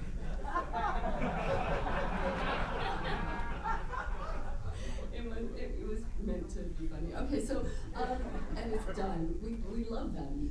I do. That's why I'm here. Okay, so, sir, would you give me a noun?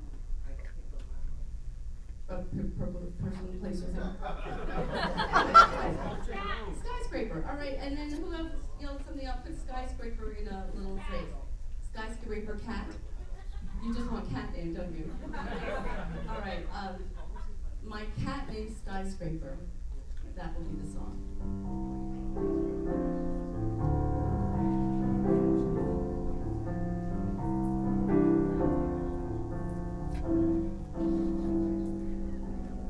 I thought maybe one day I would get a dog.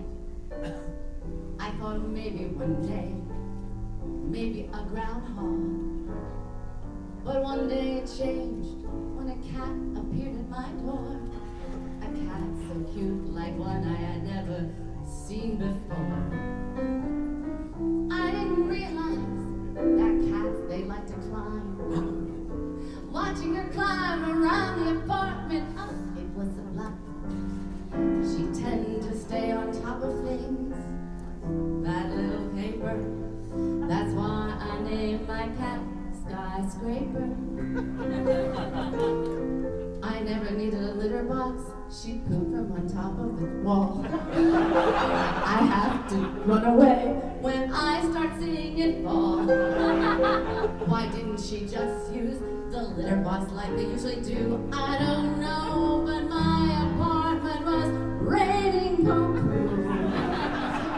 My cat, I never let her go. Well, I mean, she went, but I didn't let her go out the door because she'd never come down from the ceiling. But there was something about her, I could tell what she was feeling. Cause when she was happy, she'd poo-poo. My little cat, the Skyscraper, I'd lend her to you, but she won't come down. Not something she'll ever do. She's still living there. I know she's alive, because it's up to here. No one comes into my apartment. No, they won't dare, but I love my cat, the Skyscraper. I love her. And one day, I'll get a number 2. Thank you.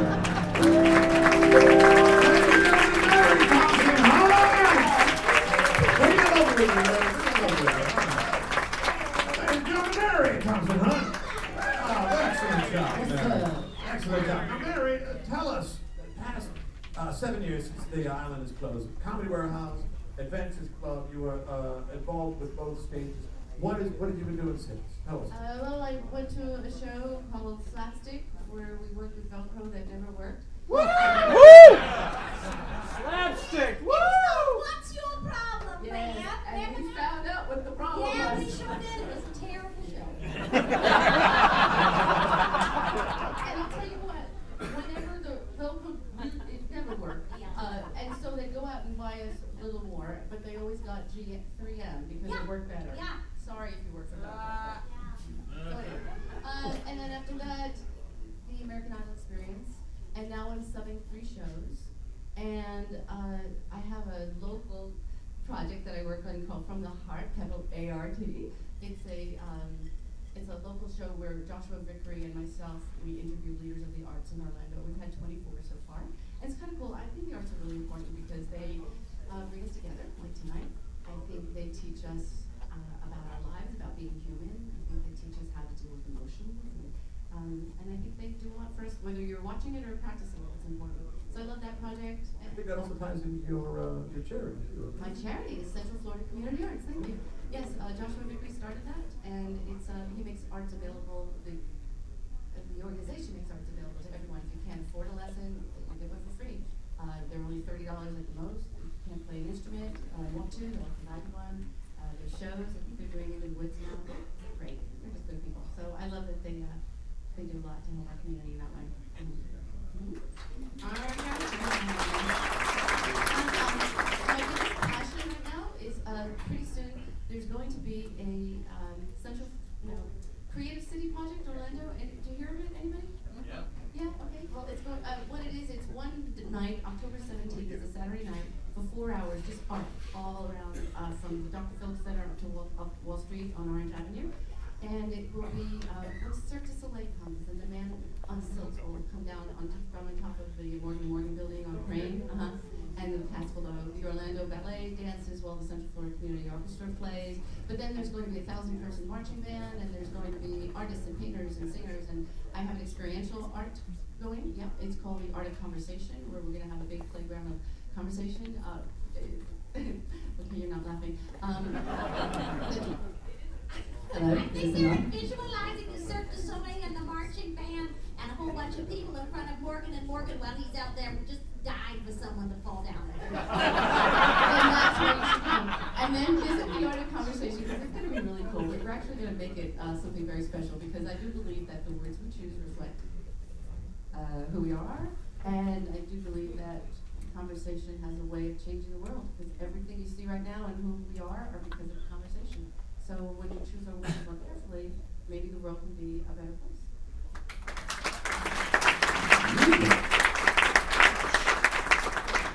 Let's open up the floor. Who's got something to ask Mary Thompson, huh? Not all at once.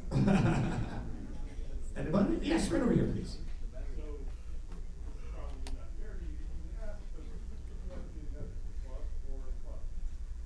The club or the club?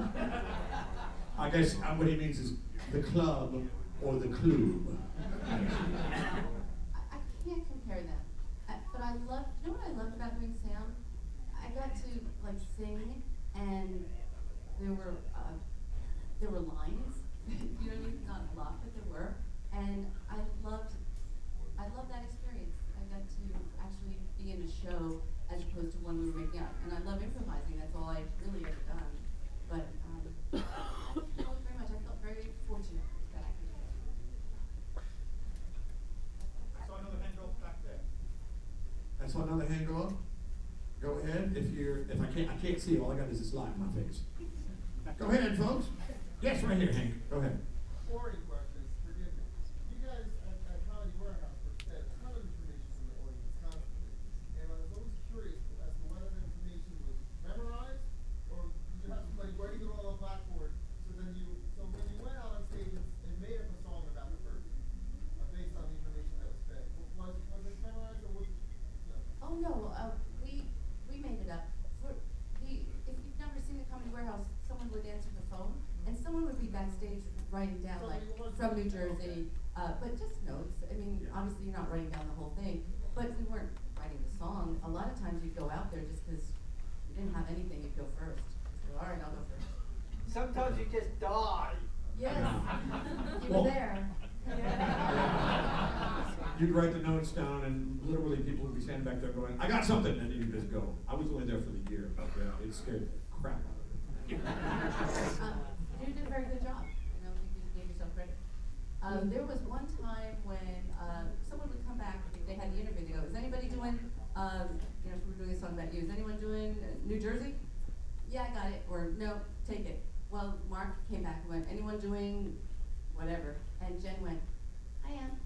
And because she figured he's so smart, he always comes up with funny things anyway. So she didn't have it, but she just said that. So 2 years later, she tells me this, and I laughed so hard. I'm like, "You gotta tell Mark." She's like, "Oh no, he'll kill me." She talked like that.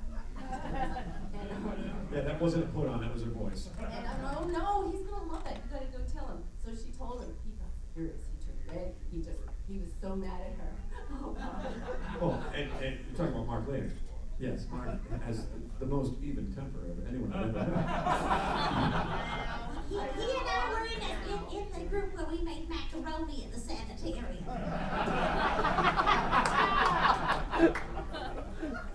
Yes, so In sanitarium. we got time for one more for Mary. Ladies and gentlemen, yes, please. Were you the voice of a bunch of the rides at Disney?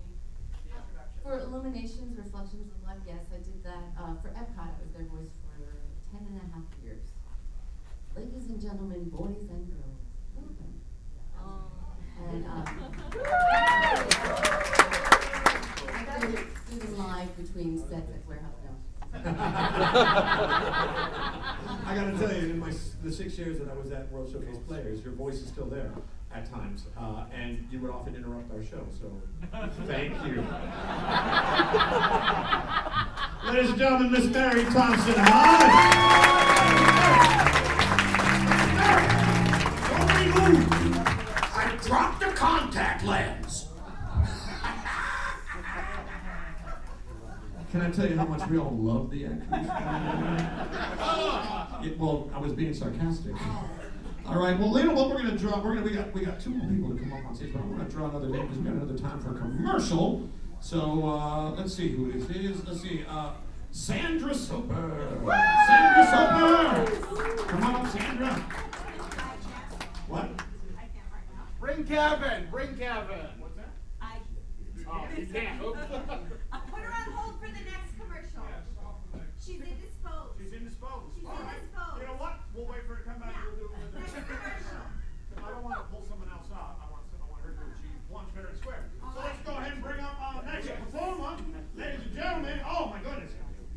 Ladies and gentlemen, this is one of the funniest guys I think has worked at Disney. He was such a delight to work with. Ladies and gentlemen, please put your hands together for Mr. John Connie.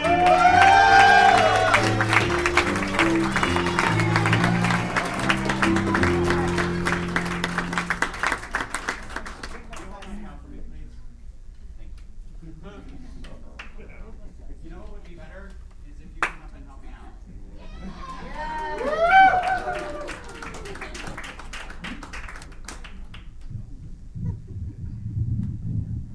Does this come out easy? That's what he said. What is your name? Lowell. Everyone say hi, Lowell. Hi, Lowell. Lowell, you're going to help me out, okay, doing my song. All right? It's very simple. Occasionally, I'm going to be singing, well, I will be singing a song, and occasionally I will point at you, and I will moo. And when I moo, I want you to lift Bessie way up into the sky, and I want you to spin around like you're a big old Dairy Queen. That's fine. Okay? And,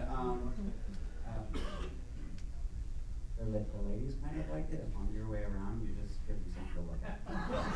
Okay? Okay. Are you ready? Fireball?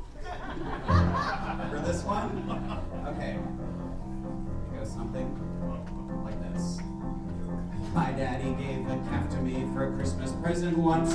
I picked a little heifer out because both of us were runts. She never had much sense, but she grew up alright somehow. Cause when it comes to giving milk, she's an educated cow. Boo! Bessie the heifer, the queen of all the cows. Gives more milk than any law allows. In the morning she gets pasteurized, and night she gets homogenized. Bessie the heifer, the queen of all the cows. Okay, I have something for all of you folks to do as well. Alright, when I point at Lowell and I moo, and he does that thing that he's doing, I want all of you folks to look up into the sky. Look up into the sky. And I want you to visualize a big, huge set of udders coming down from the ceiling. Okay, yes. Right now, I want everybody to reach up and grab your udders. Reach up and grab a pair. Alright? And then you can all start milking your cow. And it's kind of like and you can make that noise too. Just like okay, and so I'm gonna get ready and now sing the next verse so you can stop doing that now. Okay. I took her to a county fair to try and win a prize. She knew just what was going on. I saw it in her eyes.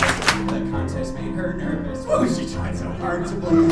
But when I tried to milk her, all I got was cottage cheese.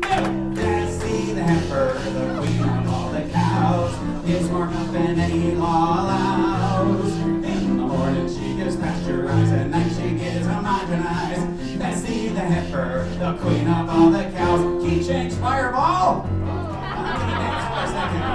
Woo-hoo! Till I remember the next verse. I planted me a tater patch to try and earn some dough. To take a short vacation with these city folks I know. Nobody would milk that cow, no matter how hard I nag. So Wool took my vacation, leaving me to hold the bag. No! Bessie the heifer, the queen of all the cows, gives more milk than any law allows. Shake it, Lowell! In the morning she gets pasteurized. Too much, Bessie the heifer, the queen of all the cows.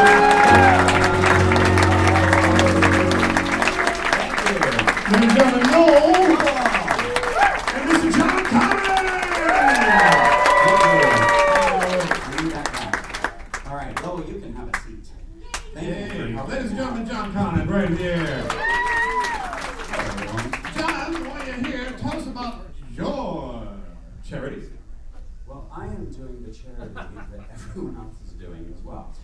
It is Better Life Pet Rescue as well. I have 2 Chihuahuas, or as my dear friend Don McFarr calls them, Chihuahuas. She's here. And yes, I have 2 Chihuahuas. And they're both rescues, and it's just, I think, the best thing to do for animals is to give them a forever home. I have a Chihuahua too. I know, you have 2, right? I do have 2 Chihuahuas. Fun. Yes, he's the oldest Chihuahua in the whole world. The general. Yeah, no, literally, he's 20 years old. Yeah, he's very Really? old. Yeah, he's 20, and he was also a rescue, yeah, so. Comes around the corner. What are you doing in my house? Why are you visiting my home? Get your hands off of there. He likes the shoes, doesn't he? Loves shoes, Yes. Yes. He doesn't do that so much anymore. Did he used to make love to the shoes? Yeah, he always used to, Not love. yeah. Not love. Dirty 6. Yeah, but no, His name is Don Juan, Don so why not? Yeah, he came from Miami, tattooed and everything. I think he used to run drugs for Happy Meals. Back in the 80s, you know that documentary Cocaine Cowboys? Yeah, that's how old he is. Anyway, Say hello to my little friend. Say hello to my little friend, Pete. So, anybody with a question for Mr. John? Before we open up the floor then? You know, John, you've been doing a lot of stuff too. You've got stuff to promote as well. Because I forgot, I'm being remiss in saying that. Because we just did something together too, didn't we? Yes, we did. We shot a Bright House commercial. Yes, together, which will be airing on your local stations soon. And parts of Chicago, Detroit, and other various It's actually cities. really hilarious. It's a pretty funny spot. So I'm looking forward to that. He's fun. He's hysterical. I'm just staring at him blankly. Which is also very hilarious. But go ahead, please, John. Tell us what's going on. Past 7 years? For the past 7 years. I sort of got tired of auditioning. I do get tired of auditioning for things, but I still do. So I choose to sort of create my own work and write stuff and write web content and having a lot of fun doing that. And I had a show at the Fringe. I don't know if anybody saw Nostalgia Squad. I wrote that and directed it. It was a lot of fun. And currently, I am doing with Jody Chase, who runs Better Life Pet Rescue. We are currently in Joe's New York City Bar. Which is a really cool interactive show. It's set in a bar where you sort of sit with the characters and the actors, and you're just sort of like mingling with them, and the show is like happening around you. It's a very unique thing, like nobody's done that. It'll never work. But I actually do. When I first started to get into Joe's New York City Bar, I thought to myself, this is like the Adventures Club, but like on crack. Because it's not like played for laughs. It's not cutesy and fun. It's pretty gritty. It is like a New York bar kind of experience, but it is completely improvised. It is completely interactive, and the show really revolves around the conversations that we're having with patrons and the audience who come in. We're doing that for 3 more Sundays at St. Matthew's Tavern, which is on 1792 Mills, just south of Virginia. And check it out. I have not had a chance to see it. I've heard amazing things about it. Thank you. Yeah, absolutely. And you're still over at Universal Studios, right? I am still over at Universal Studios. I spent the past 8 years doing the Disaster Show. Sadly shut its doors about a month ago. But that was a super fun, thank you. Yeah, it was a super fun venue to be a part of. I loved it. I workshopped it, so I felt it was a very special thing for me to do. You're still at Universal. You just opened a new show, didn't you? I still am at Universal, yes. I opened the Sing It show, which is kind of like a acapella battle show a la Pitch Perfect. We have a whole bunch of amazing singers a cappella singers who sort of spontaneously burst into song, and I play the referee who shows up out of nowhere to ref the sing-off between these two teams of a cappella singers. It's so kooky and bizarre and fun, and it's a blast. Is that the one next to Finnegan's? It is. It is the one So next to people know what it is. Thank you. Yes, it is. The one that's next to Finnegan's. If they happen to be in a bar, I don't know why. But It's the only reference point other than opposite the Mummy. Right. It is right opposite the Mummy. Yeah, 6 shows a day. Yeah, it's a lot of fun. All right. Yes. How to me. How?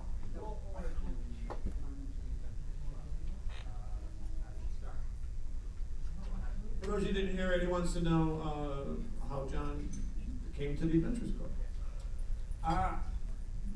I was one of those like super fortunate people to go in not knowing anything and to get cast, which was really fun. And I like jumped in and had no idea what to expect. I didn't know what the Adventures Club was. I didn't know a lot about Disney at all. So to get that was, thank you so much. It was incredibly fortunate. And I had just moved into Orlando. I was working at Universal doing the Calm Ride. I was a Spiller. Oh, yeah. I know. And I had joined an improv troupe, and some of the guys from Comedy Warehouse would come and watch our improv troupe. And so they would, stick around. Greg Triggs, he would stick around after, and he'd be like, "You should come and audition at Disney." And so I went ahead and did that, and that was where they put me. It was Adventures Club. And we were the better for it.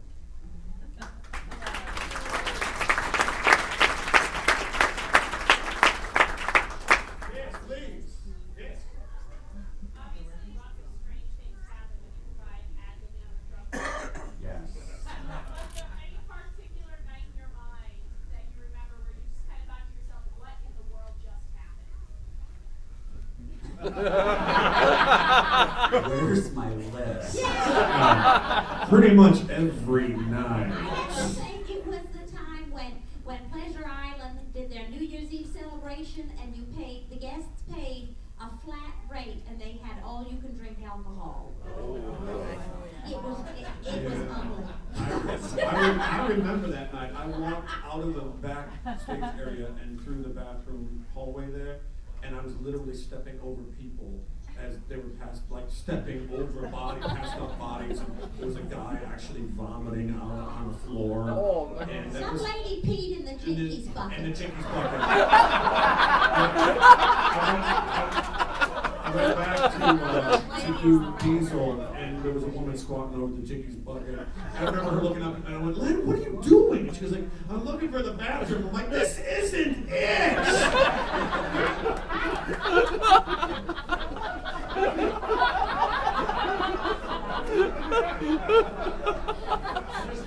It was always just sort of a blast, to not know what to expect. I had a guest one time insist that I was Jim Brewer, and I get that a lot.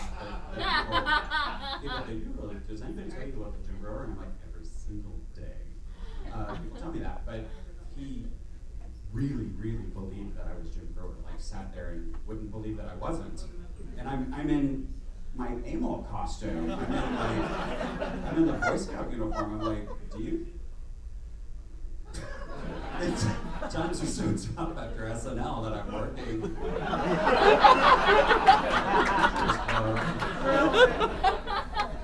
Yes, I am Jim Brewer. Because that was the only thing he would believe. I was like, okay, whatever. Sean? Yeah. Go ahead, Sean. When's Half Baked 2 coming out? What's that? Half Baked Part 2. When are you doing Exactly. that? I'm not him. Half Baked Part 2. I thought he said half pig. I did too. Half Baked Part 2. Anyone else for John? Yes, over here.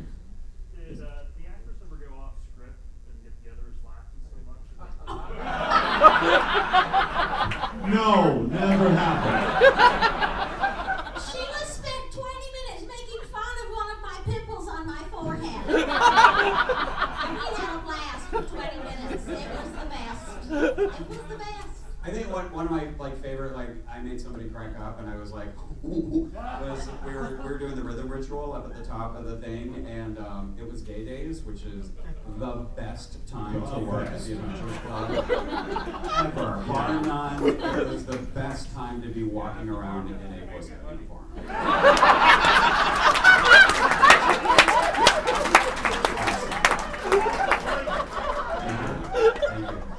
But we were doing the rhythm ritual, and I used to do this bit where I had the washboard, and I would make a guest do the washboard on my stomach. Like I would hold it here, and then my joke would be, I'm gonna let him make him play on my washboard abs.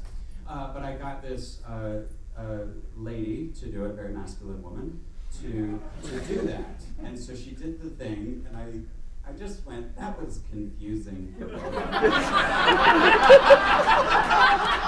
my God!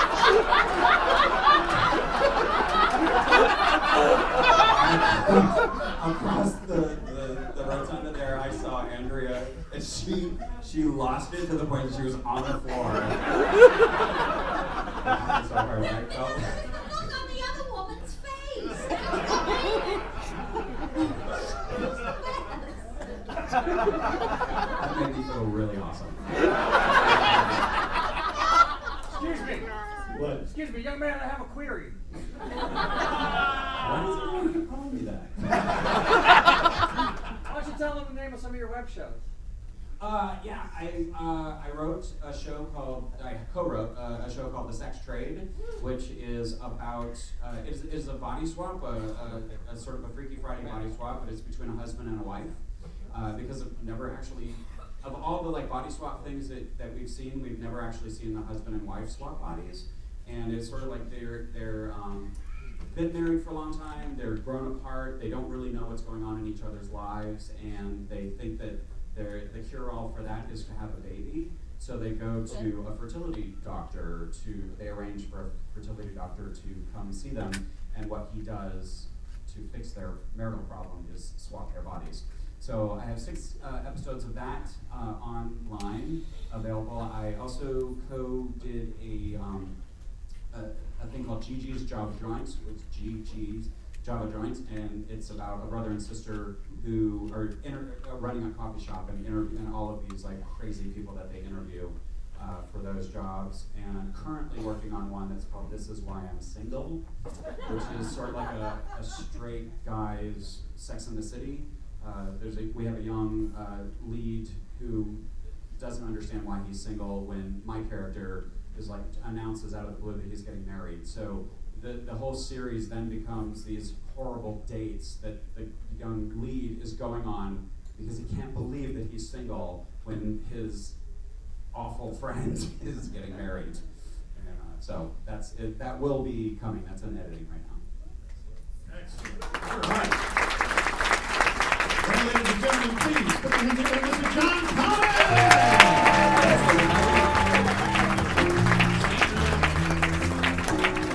Sandra, are you here? Get your butt. All right, because it's time for a commercial. Oh, you bring a baby. Oh, man. Okay, and that was way too damn cute. There you go. Can you read that? With the baby? Here you go. That's your right there. All right. All right, ladies and gentlemen, it's another commercial for the adventure cereal Jinkies. Hello again, fellows and girls. It's your old pal Otis here to tell you more about the adventurous cereal Jinkies. Oh, look, kids, it's Marcel, the club's monkey butler. Sorry, Marcel, gorilla butler. Well, Marcel, I'm here enjoying a bowl of Jinkies. Would you like a bowl? Sure, Marcel. Jinkies are great for everyone. People, gorillas, even dogs. That's right, Marcel, just like Pamelia. Oh, for God's sake. You know, Marcel, Jinkies are full of protein and fiber. You'd be a fool not to eat them every day. Hang on. Yes, Marcel, just like Pamelia. get their beveled edges make them the perfect projectile weapons when fighting off the Zulus. Relax, Marcel. There's nothing to worry about when you start your day with Jinkies, the adventurous cereal. And remember, jump up for Jinkies.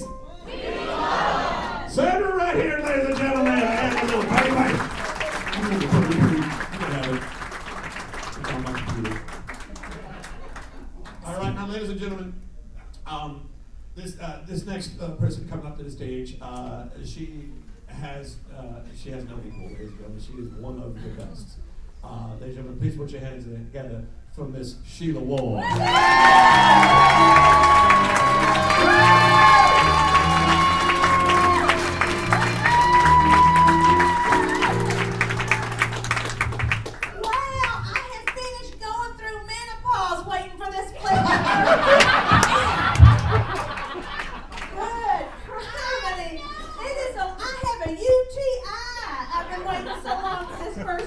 It started like 7, it is 9 o'clock.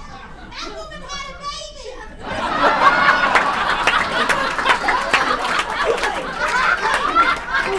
She gave birth at the beginning of the act.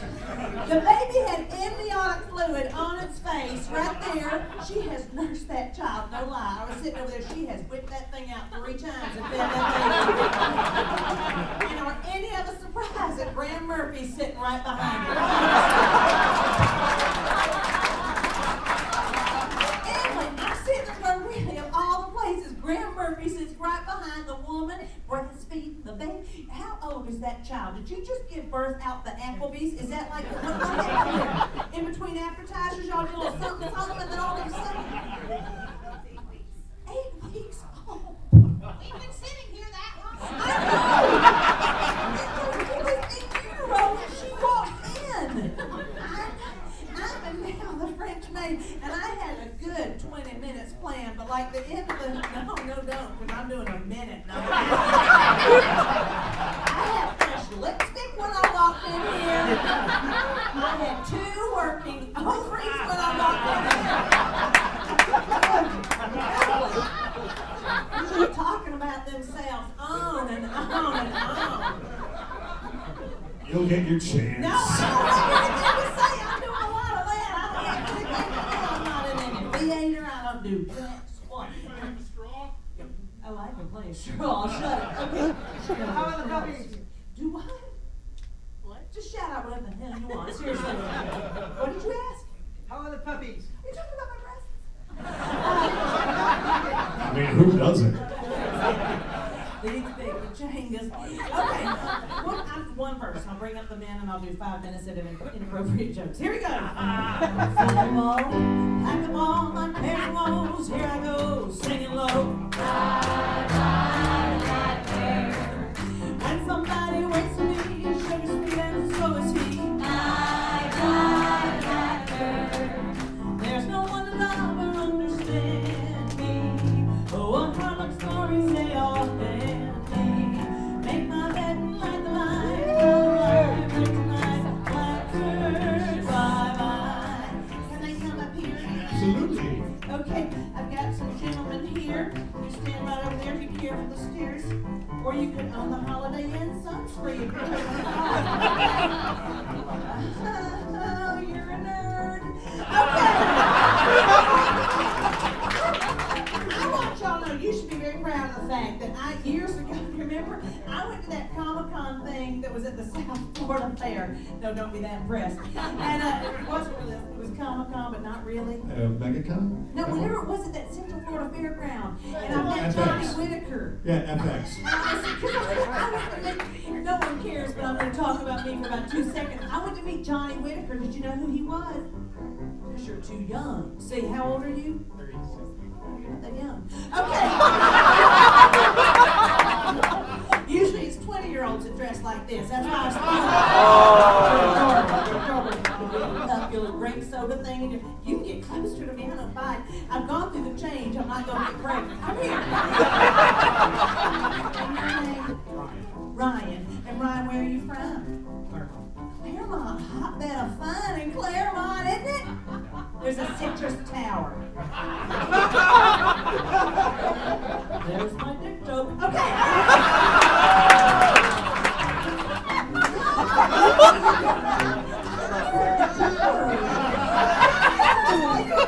Here, I think she knows what one is.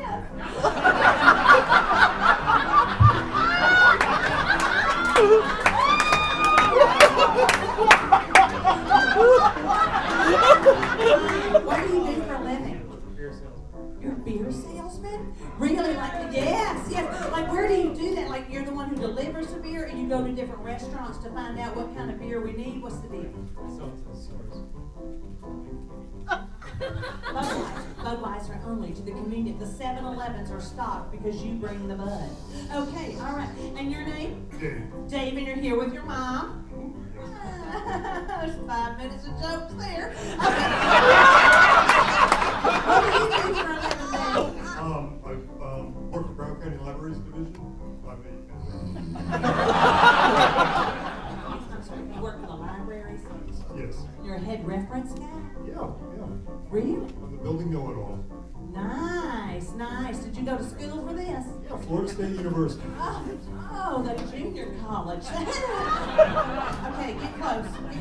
We're gonna face the same way. Face the same way. Face the same way, Mr. Know-it-all. Okay. Get really close. Oh, I can feel your Dewey Decimal. Is that a hardback book? I haven't been smutty in a really long time. Seriously. Let's try this way. Get really close. Wow, you've got a bud in your pants. It's a long neck.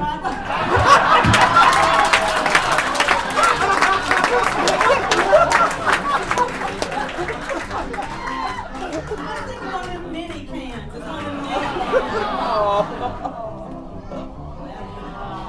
have a little Argyle vest on there. I'm teasing you, Ryan. I feel a full six-pack in there.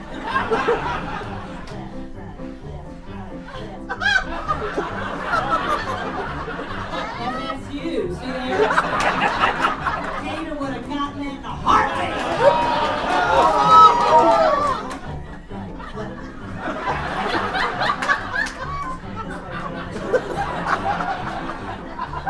What? Oh, I just got the first base for the librarian. Did you see that? Grabbed a hold of my pages and wanted to turn them.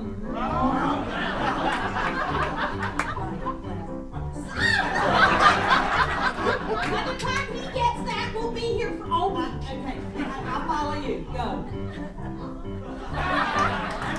My careless woes, here I go, sing along. Here. Bye, bye, blackbird.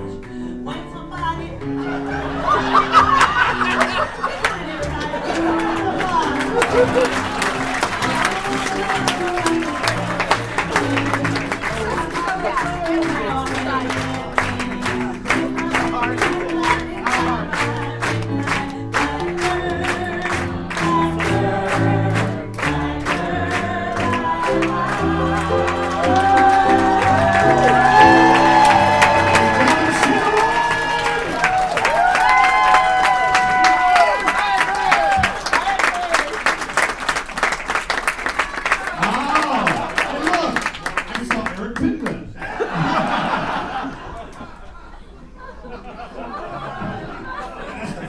Only the second time, but never mind. But you've seen Eric Pender? What? Well, never mind. I'm not going to say it. Quickly.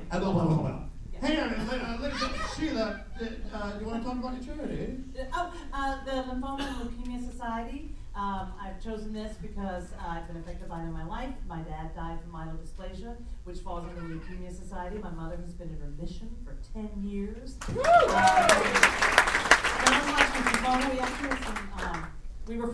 We never referred to y'all as fans because I think that's more narcissistic. Fans of ours, they were regulars. The folks that we saw night after night that meant the world to us and supported us so much. So we've lost a few of regulars through the years to lymphoma. So that's why I chose that charity because it's a charity that's affected me in my life. So, and the more money you give, the more research, and you can keep staying in remission and hopefully curing.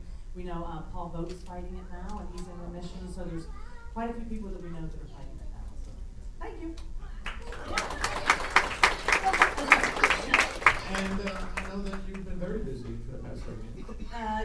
yes, I was very blessed and fortunate to move to a role the day after Pleasure Island closed at the Disney Event Group. So as Allison, Miss Perkins called it a few hilarious.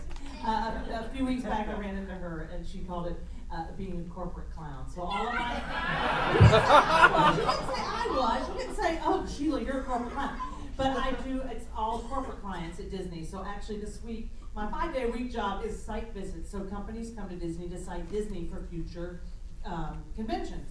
So this is not even a joke, and I shouldn't because we have a baby in here. But Wednesday, I'll be doing a site for the Shaken Baby Syndrome Association. So I'll do research on it, and they might choose Disney years from now. So I do site visits, and yeah. But anyway, that's what. Yeah, but let's all say that because of the work that you have done, you have brought in millions of dollars of corporate clients. Yes, you have. She's Disney royalty. Right? Absolutely. No, Well, she is. I mean, honestly, and I know, Sheila, you're being humble about it, and I appreciate that, but Sheila, because of the work we do at the Disney Event Group, you keep so many actors employed at the Disney company.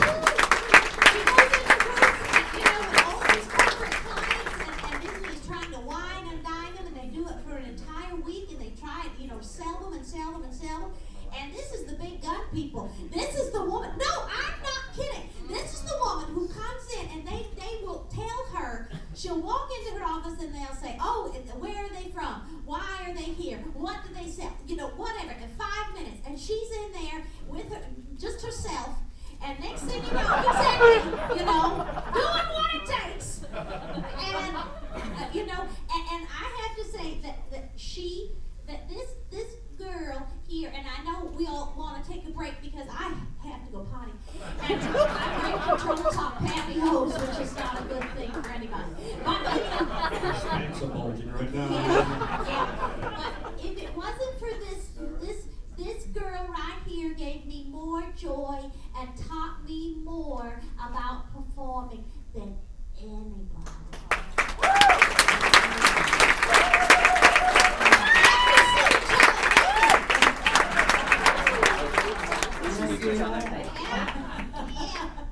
That shut the professor up. I was not that lucky, I suppose. That was when she took us to the fancy Ritz-Carlton spa, and Mindy and I were in the Vichy shower by ourselves because we only had 5 minutes. Remember we were trying to get. It's a long damn story. Okay. But I do want to give the opportunity. Let's do a couple of questions, and then we are going to need to take a break. We have a couple of bit of business here, but please, ladies and gentlemen, if you have a question for Sheila, please put your hand up in the air over there. Go for it, please. Jay and Eric touched on this earlier, and I remember you used to do a song by Cole Porter, an obscure The Physician song. How did the songs get chosen? Or how were they chosen? I mean, did you suggest? No, that song I've never, no. That song, the show director chose that song. I believe that was Reed Jones's tenure at the time, I think. I think you're right with that. Yeah. I was a little bit from Yeah, so that song, the Samantha songs were chosen. And we didn't touch on the fact when Chris Trulson called in, he's the one who wrote Drop Your Drawers, he's the one who wrote Adventure Keeps Calling My Name, he wrote quite a few songs, which now Disney owns. But yeah, so he wrote them, but that was, Cole Porter, and that was chosen for us. But Tom Lehrer poisoning pigeons in the Well, park. okay. That was Eric's, yeah. That the hoopla.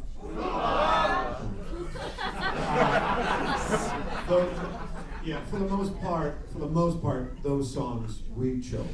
We came in with that. And they had to be approved. Yes. Yeah. And there were some nights when they weren't approved and we didn't know where they were going to go, and you just were like, that was inappropriate. But Yes.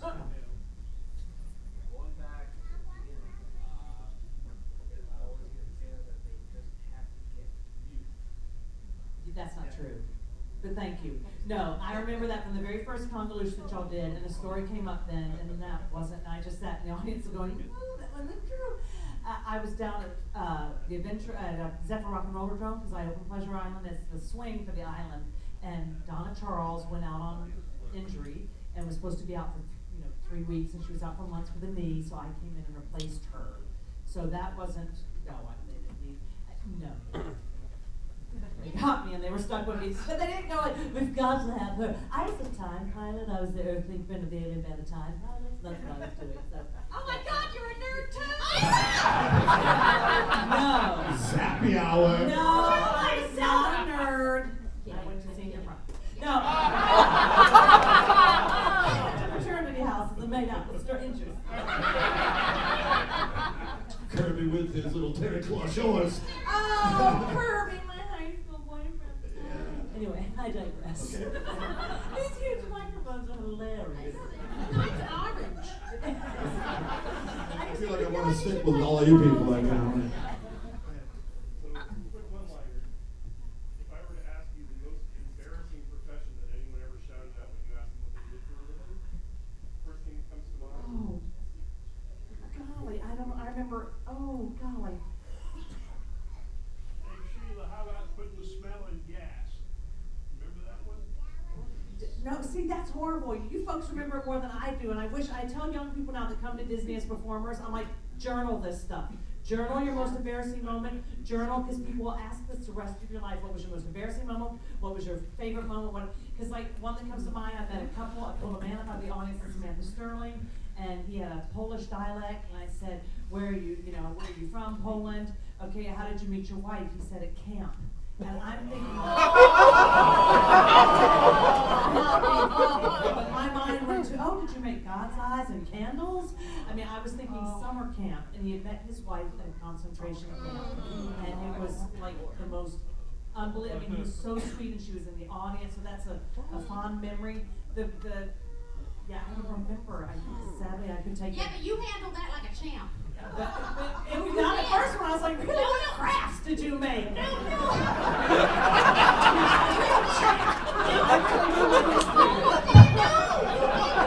Like a champ because it was one of those horrible things where everyone in the audience, and me and Jennifer Jennifer was doing swastikas. And then when the realization came over, I remember you just went. And the crowd loved it. You can't. No, you can't. And the crowd loved it, and you went on, and it was brilliant. It was wonderful. Thank you. But it's time for people to go live. Yeah, let's go live. Well, ladies and gentlemen, how about Sheila Warren?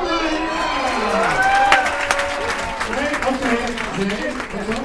Yeah, Sheila, Yes. now that Marvel has Spider-Man, how do you think that's going to affect the Marvel Wait, Cinematic no, Universe? which reboot do you want better? Twin Peaks or X-Files? Wait. So I'm a Twin Peaks person, and I actually liked the first Iron Man. I slept through Thor. I slept through the second Iron Man. I slept through the third Iron Man. The first Iron Man, I bought a T-shirt. You and I saw it together with your Yes. husband and my wife. Yes, we sure did. We And I double stayed away dated. through the whole thing.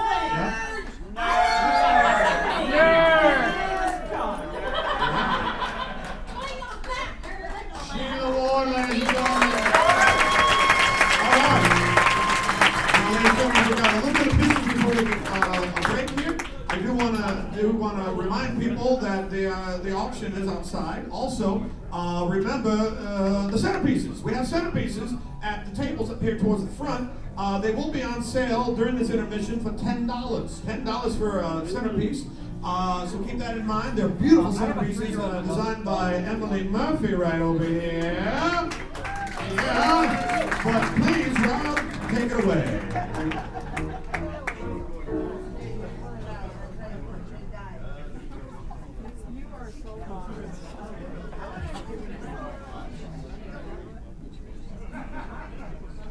This thing. Folks, three quick things. First, these chips that you have in the style of Otis T. Wren and stuffing the ballot box, you can in fact buy more of them if there's a charity you really want to help out. They're $5 a piece. But your chip is good. You take it to the very back of the room, place it inside the charity tube that you like best, and then we'll count them up close to the end of the show. Second, raffle is split the pot. It should be a pretty good sized pot by now, but buy raffle tickets and help support these charities. Finally, folks, as has been pointed out, the centerpieces are for sale for $10, and you can do, if there, more than one person wants it at your table, do rock, paper, scissors, or maybe go to the next one. So, and these usually retail for 14 or up, and we're offering the sent to you for a small donation of $10. It was neglected at the beginning. If you have the centerpiece with the rambunctious fish, it has a silent mode. There's a little on-off switch on the back. So now that we're at halftime, if you've been annoyed by your clanking fish, I'm sorry. They were charming, aren't they? Aren't they charming before we started the show? Yeah. So in the quiet times, if your little clattering fish were problematic, you can reach around the back and turn them off. If you have the other kind that are shaped like a little diving bell, those plug in, and I have the outlet application for it. So when you come to me in the lobby and give me your $10 donation, I will give you the box and the little plug-in thingamabobber. And so those little dolphins and fishies, they go around. So it's better than how it is just here on your table. So please give us your donation. We will do good things with it. And those jellyfish are handmade by me, and they're one-of-a-kind artist originals. So All right, let's go potty in the words of Allison. And if anybody doesn't want Not that in the dolphin Jinkies centerpiece, bucket. I have a 3-year-old who loves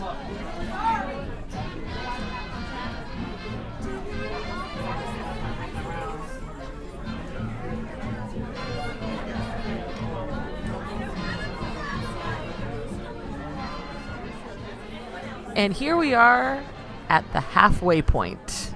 So there's still plenty of show left. So we figured we would take a short intermission as well from this and talk about the lineup for the 2018 show. Now, John, these are actors that you are quite familiar with. Very, very much so. These are people that have worked. They have a very storied career through Central Florida, not only at Disney but over at Universal. So these are people even that have worked at the Wizarding World of Harry Potter. So just to let you know, for the lineup, we have Carl Anthony, we have J.T. Becker, we have John Connon, Joe Reed, Graham Murphy, Dawn McFarr, Sheila Ward, Andrea Canny, Mary Thompson Hunt, Jamie Roberts, Jim Roberts, Glenn Gover, Doug McKay, Angela Napoleon, Eric Pinder, and Phil Card. And there's still tickets available if you go to adventuresinCharity.org. I would highly recommend it. You do it as soon as possible because you don't want to get, you don't want to obviously wait until the last minute and then the tickets be sold out. Yeah, I mean, definitely the top tier from what we saw on the website, and this is as of September. Sorry about that. September 6th at around 11 p.m. The top tier tickets were extremely limited. That's the Colonel VIP, which runs, $225? So that one's the most expensive, and it's extremely limited. It looks like every other tier. It doesn't say extremely limited, so I don't think it is. But we also, so the other tiers that are available, you have the Adventurer, which sits kind of around the Colonel VIP. Those are going for $140. Junior Adventurers are $95, and of course the general theater seating is $40. So go to adventuresinCharity.org and definitely get your tickets because you don't want to miss the very last Adventures in Charity for God knows how long. And with that, we're going to go start with the second half of the show. You ready, Anne-Marie? Congaloosh! Enjoy. All right, adventurers. For those of you out in the lobby, come on in. We are just about to get started back again, but first things first, ladies and gentlemen, we are going to do a traditional hoopla. Hoopla! Indeed, but first things first, I'd like to bring back Mr. Eric Pinder. Come on up here, Eric. And his little friend.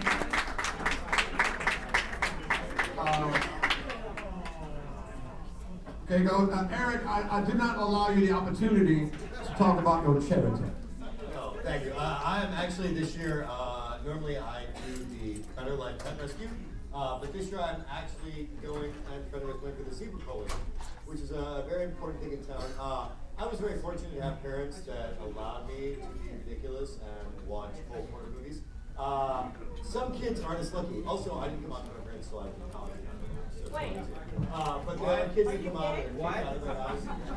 Our youth coalition basically finds a place for them to live, gets underage kids who have been kicked out of their house and being different together, provides them meals, clothing, that sort of thing. It's very important in every dollar house. This right here, by the way, you may remember our friend Crappy. No, it's not. Yeah. Those of you may remember Slappy, our old friend, who is supposed to be in Trader Joe's. No, that is the fake Slappy. The real Slappy does not have shoes, people. If you see a Slappy with shoes, it's not Slappy. Boo! Boo! That's all I have to say. Yes, the one at Trader Sam's is not the real Slappy. Boo!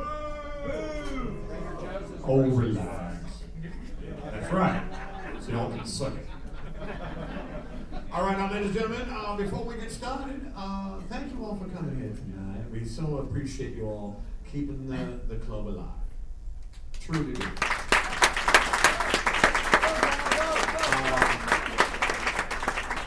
I think that's all that needs to be said about that, ladies and gentlemen. Is everyone back from the lobby? The dogs are here, so that must mean we're ready to go. Ladies and gentlemen, we couldn't start Hoopla without one particular person. So, ladies and gentlemen, let's bring out Miss Sheila Ward. All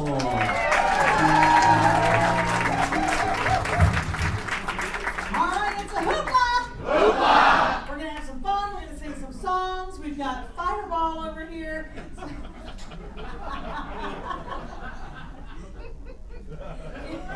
Fireball!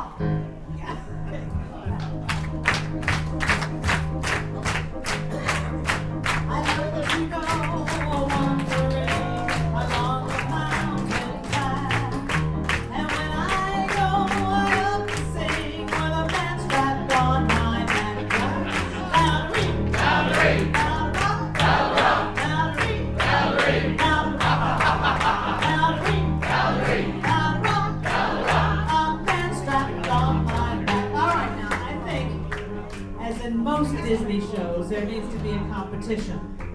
Yeah, we're gonna have us a competition. So let me see. I could lead the competition, but I don't want to lead the competition. So during the intermission, we had a gentleman join us. Where's Tim Goodwin?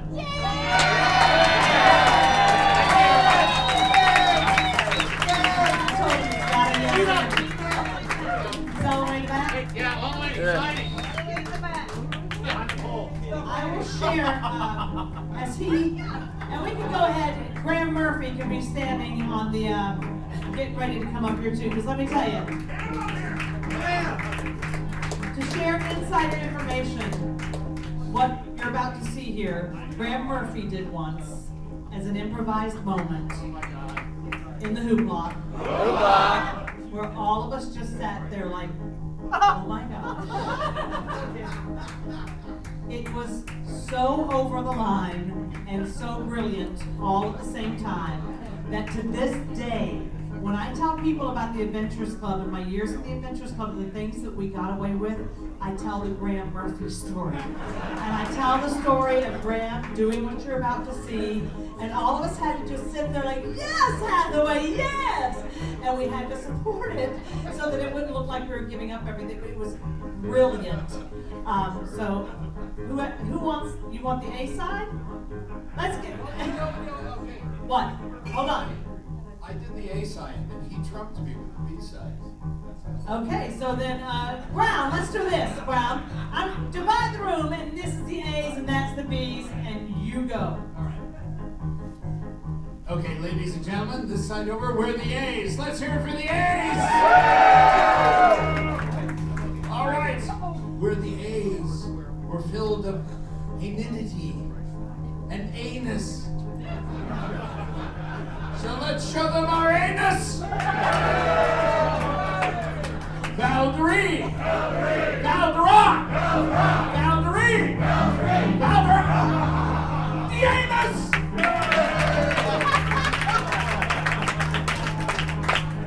Well, you think you're so good. You think you're so good just because you have all your anuses over there. Well, on this side, this is the better side because because this is the B side, right, everybody? We are the B's. We may come after the A's, but we're the B's, and we're proud of our B'ness. And like, we're so proud of our B'ness that we're gonna whip our B'ness out and show it off to everybody on the stage. Come on, everybody, show out for everybody how proud you are of your B'ness.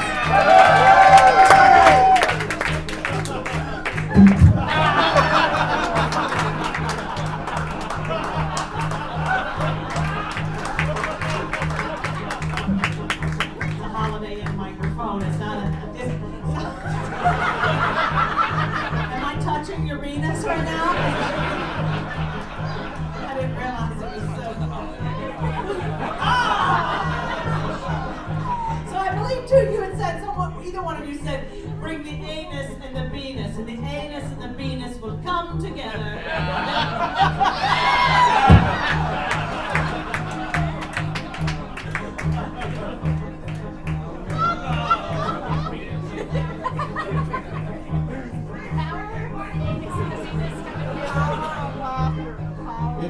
Just relax.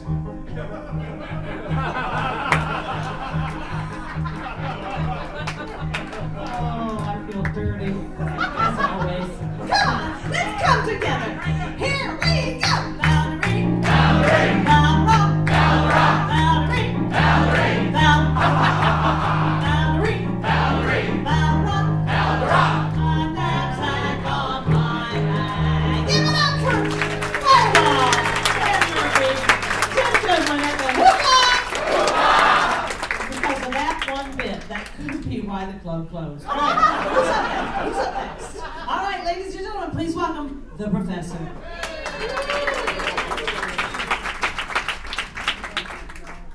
Hello, everybody. Nice to be. Look at this. I'm drinking a convolution. I'm singing the hoopla.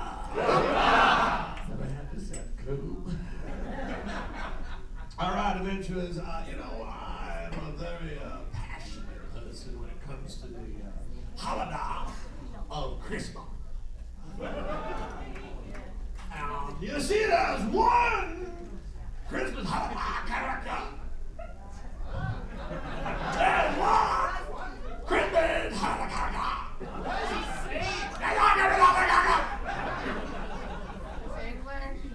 Shut up! I will one-arm push-up you right here, I swear to God. There is one. I can't do this at the damn bird show, all right? I gotta run around and go, ooh, it's a scary bird. What's next? Oh. But I appreciate that job if it was. So there's one Christmas that does not get the respect that they truly deserves. I would like to see about this character right now.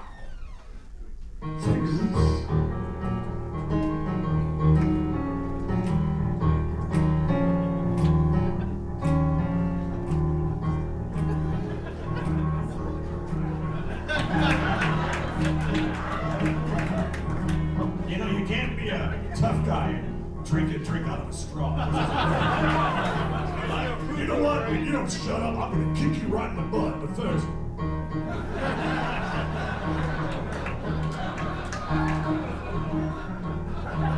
They called me Frosty. I'm made from snow. A pair of shades. A carrot nose. I come alive. You know it said. When some brat put this hat on my head, they called me Frosty. I'm full of hell. I ain't no myth, no fairy tale. I ain't scared of nothing. Got ice in my veins. And when the sun comes up, I'm gonna drip, drip, drip, drip down the drain. Fa-la-la-la-la. Fa-la-la-la. Yeah, yeah. Daddy's a glacier, my mama's a lake, my sister's a snow cone, my brother's a flake. I'm made out of snow, I do as I please. I never stop when the time hollers freeze. They call me Frosty, I'm full of hell. I ain't no man, no fairy tale. I ain't ain't scared of nothing. Got ice in my veins. So when the sun comes up, I'm gonna drip, drip, drip, drip down the drain. La la la la. La la la la la. Yeah, yeah.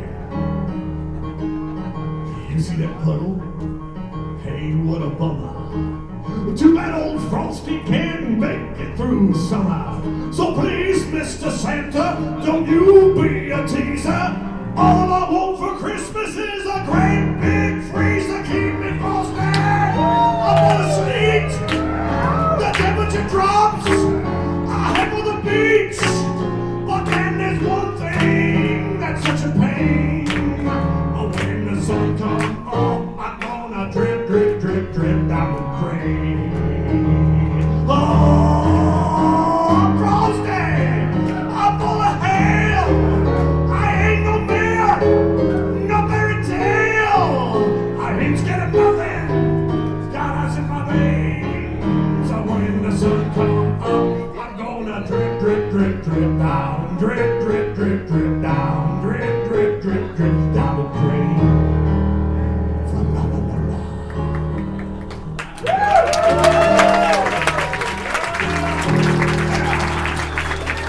That, of course, was the original song by Mr. Haywood Banks.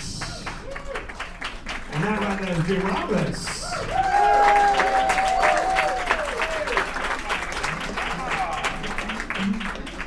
Oh, ladies and gentlemen, it is my partner in crime for the evening. Ladies and gentlemen, one of my bestest friends ever.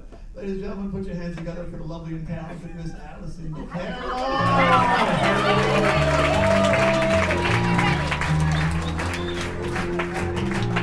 My damn little sister, that's what she is.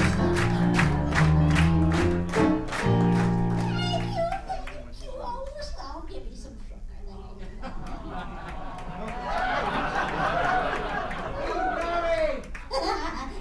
it. I'll give Yeah, it drink your frou-frou drink. You shut up.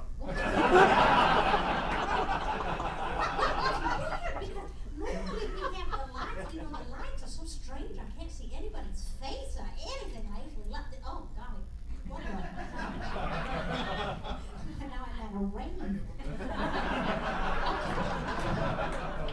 Boy, that show was great. That girl got a seizure at the end.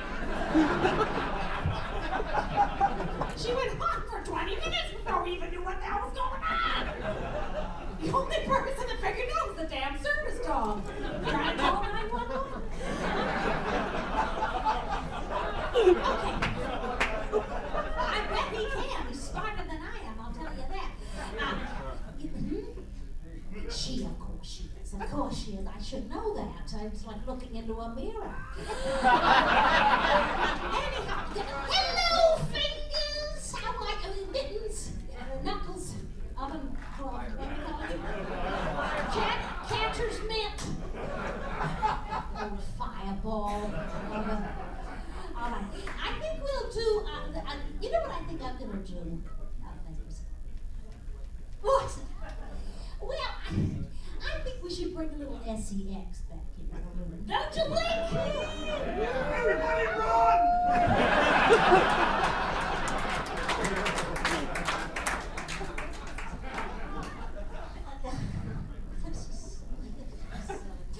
No, I've decided that because, you know, it's been a long time and I don't really get to perform very much. And so I want to, you know, kind of put it out there, you know? I don't get to do it that often, so why not? So if you could give me a little bit of music back there, thingy. Oh yeah, that's hot.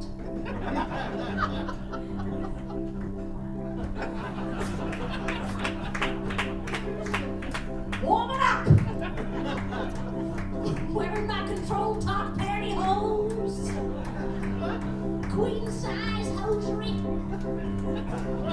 I stopped doing this. Yeah, it's still moving. You fellas on the sides better watch, because my arm fat might knock you into the Ramada in there. What the hell's next to her? What is it? Applebee's Ramada? 7-Eleven! That's even better.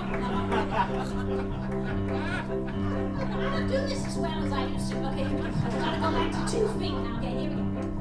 Old MacDonald had a farm, E-I-E-I-O. I know you're stunned, aren't you? You're stunned. You've never seen this song before? You've never heard this song before? Do you know where you are? He thinks he's at a different convention. Okay. Old MacDonald had a farm, E-I-E-I-O. And on this farm there was a... Now, you know how this song goes, right? And you're going to give me something that makes noise. Okay, it's this wacky zany farm, rarely here at the Holiday Inn, so make whatever kind of noise you want. Oh, look how cute, it's a male. Oh, the male, I don't get it. All right, okay. Oh, you're the mailman. Oh, how cute. Oh, and she's getting delivered. Oh, that's so sweet. Okay, what do you have on the farm that makes noise? Sheep, of course you do. Of course you do. It's a New Zealand farm. Okay, this is so sad. I'm completely winded.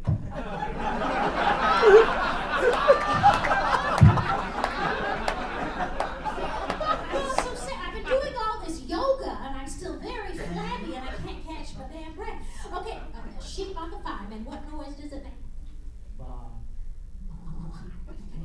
I know it's been a long night. You've been sitting here a while, so you know we'll just keep wake up. And on this farm there was a sheep, E-I-E-I-O, with a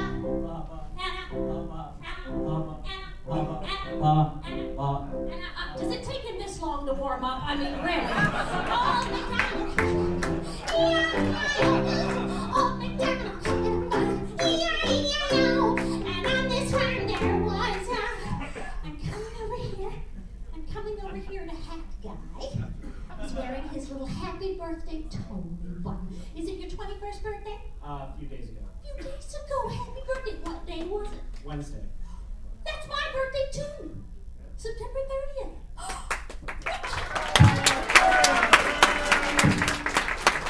He could be my son. Or anywhere near you, yes.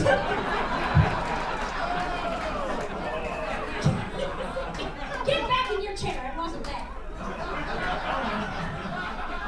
That's more like grandson. Really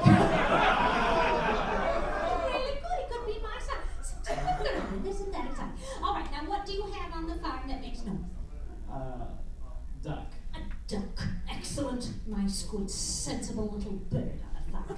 Now, what sound does your duck make? I don't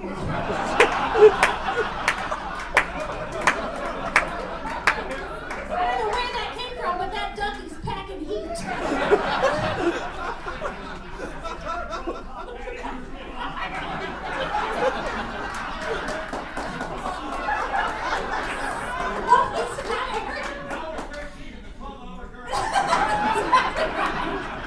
After 12 hours, we make no guarantees here at Playtex. All right. Your duck, and the noise it makes is... Whack. That was Reaper. That was powerful stuff, wasn't it, Tony?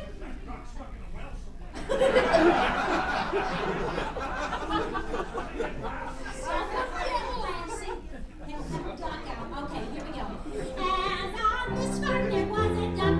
E-I-E-I-O, with a Quack, quack. here and a Quack, quack. and a Quack, quack, quack, quack, quack. It's not that easy, is it? What is it? I didn't know how many times you wanted me to go.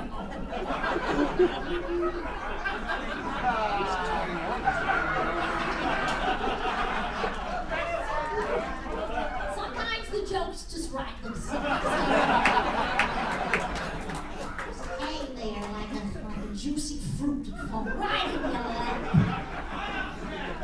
And it won't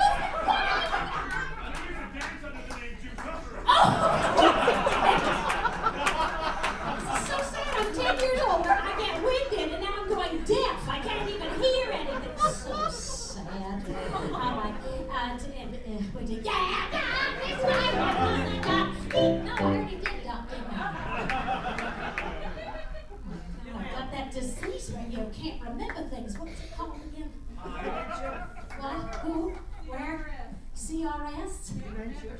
dimension? What? Oh my God, it's Jesus. Trying to make my way through this tomb. When I reach over, I see the beard and the hair, and well, get going, buddy. We need some wine. It's fine. Those bottomless buckets of shrimp. Let's eat something. Yes? Ask him if he can save us some money on our car insurance.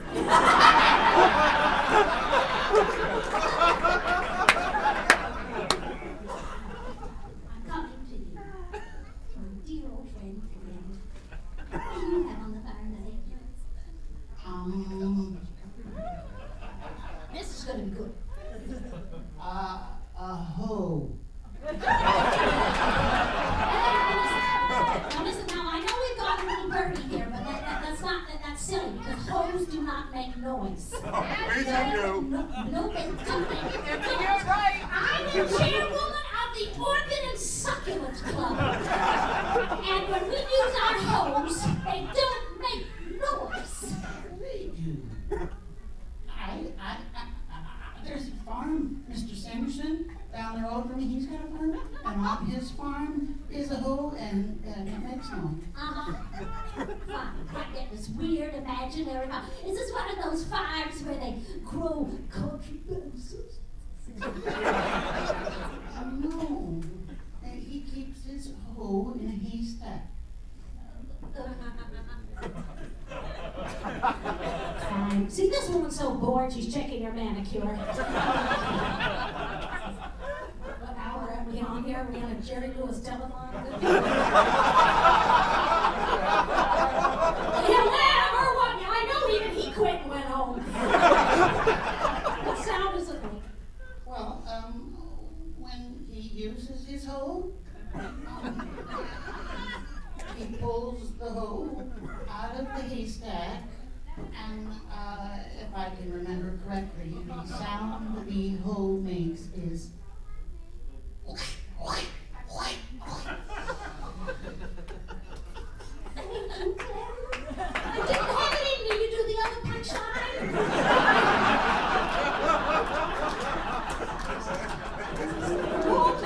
It's a garden tool. My dear old friend, it's a garden tool. All right, and on this farm there was a hoe. E-I-E-I-O, everyone with a here and a there and a here, there, everywhere. Spit up on your bald spot there. All the down on the farm, everyone.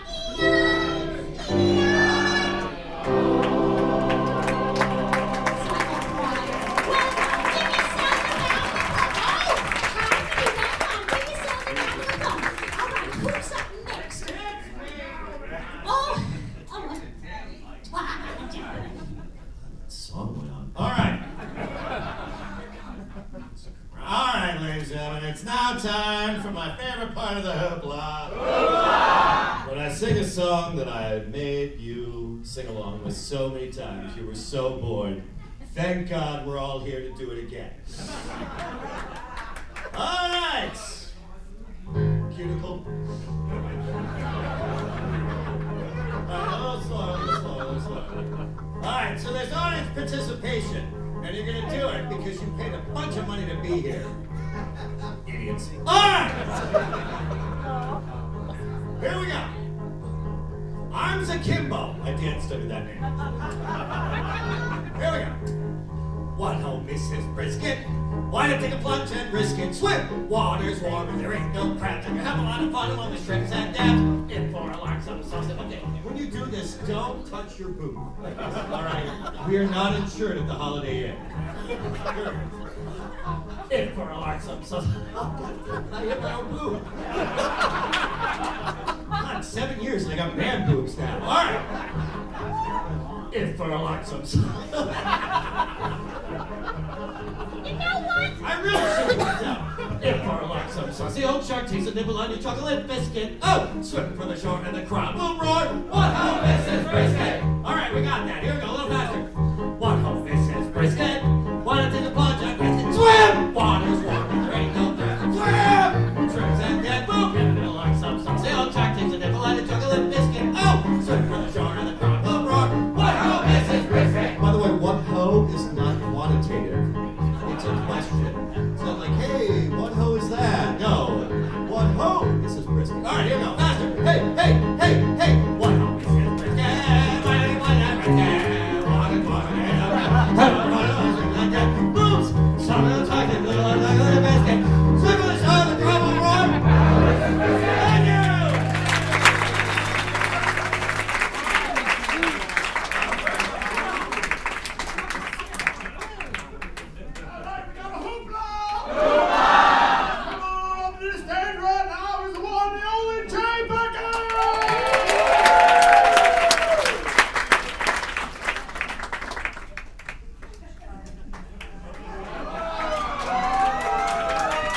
Thank you very much.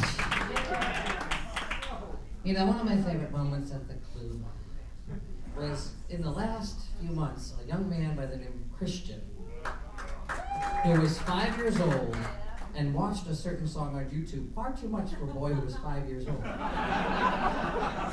And if you don't know what I'm talking about, look up Lion's Cage on YouTube and you will see the happiest moment of my life in performance. But for now, clippings?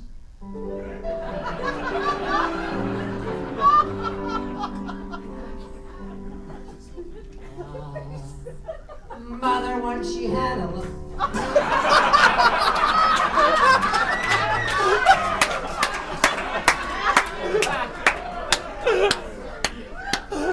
Dropping herself. Mother, once she had a lovely daughter. The mother was an actress on the stage.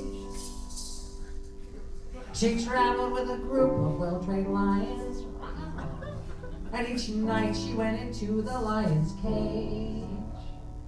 One day the daughter had a premonition that everything that night would not go right.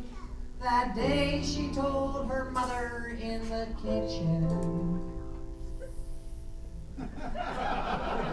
"Who wants waffles?" They're shaped like... No, they're not shaped like Mickey. We can't afford that anymore. We're building Avatar. Because no one demanded it.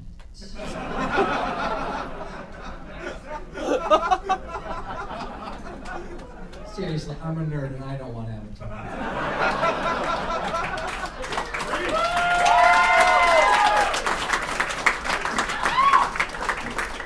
For about 2 months we were like, oh, that was awesome. Then we're like, what movie was that? Who wants waffles? Kitchen, please don't go in the lion's cage tonight. Don't go in the cage tonight, mother darling, for the lions are ferocious and may bite. And when they get their angry fits, they may tear you all to bits. So don't go in the lion's cage tonight. La, la, la, la. Kids, what? The mother did not heed the daughter's warning, but to her turned and softly said, "Woo-hoo."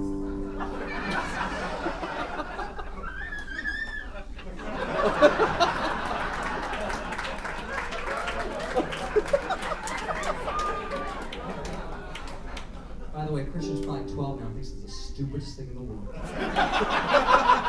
my God, I just want to go on Facebook. I know! I think I ought to know what I am doing when I'm around the lions all around. That night while she was dancing in the lion's cage, I still wore my push-up bra.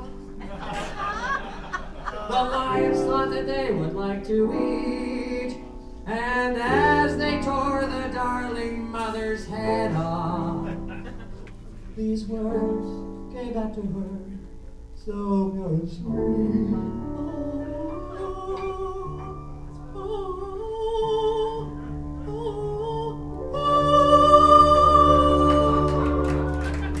Don't go in the cage tonight, mother darling, for the lions are ferocious and may bite. And when they get their angry fits, they may tear off both your knees. So don't go in the lion's cage tonight.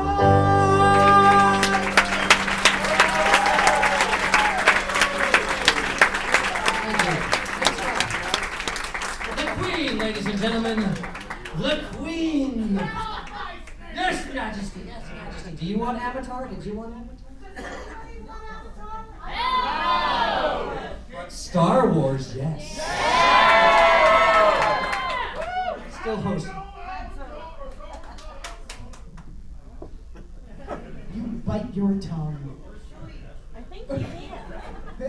Yes, it is.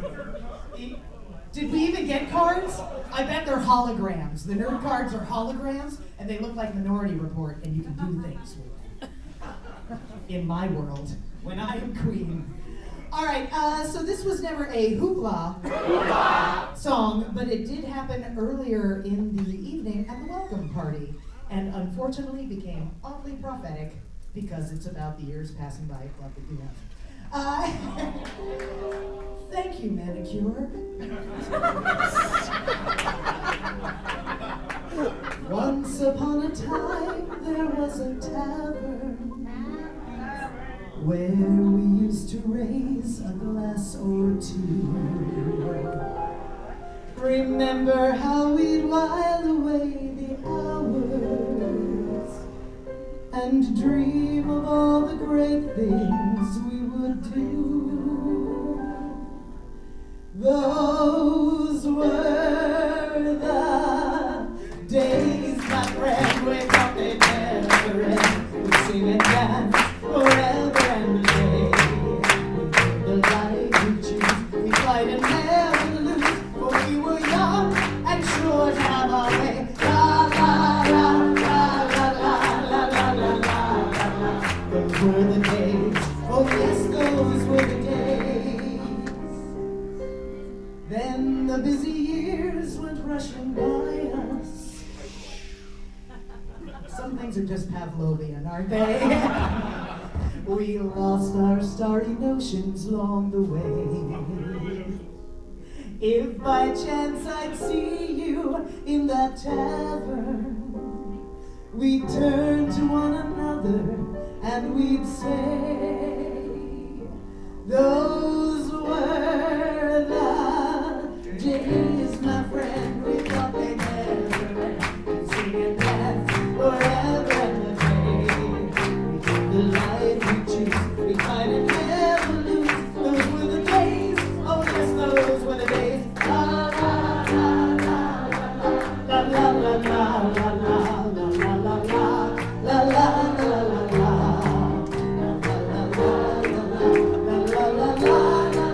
Those were the days, oh yes, those were the days. Key change because that makes it melodramatic.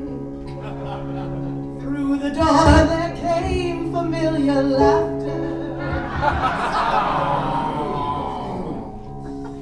I'm glad Satan could make it tonight. Balances everything out quite nicely.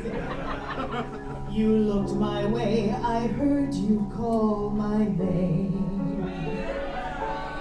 Yay! Fun fact, if you Google Samantha Sterling, make sure you do it with the safe search on.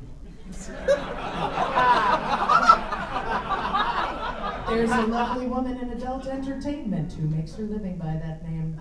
Thanks for outing me.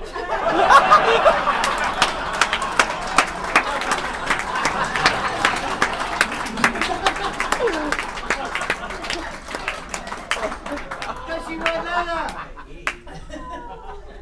I like the one with the librarian. Oh, my friends, we're older, but no wiser. And there's a man here who can provide Budweiser for you. Just go to the 7-Eleven for it. Because in our hearts, our dreams of the Edison failing, so they go ahead and just remodel that and bring us all back and give us contracts again. So that we get a paycheck and stay way too late and do stupid things for money are still the same. Those were the days, my friend, we thought they'd never end. We'd sing and dance forever and a day. We'd live the life we choose, we'd fight and never lose. Those were the days. Oh yes, those were the days.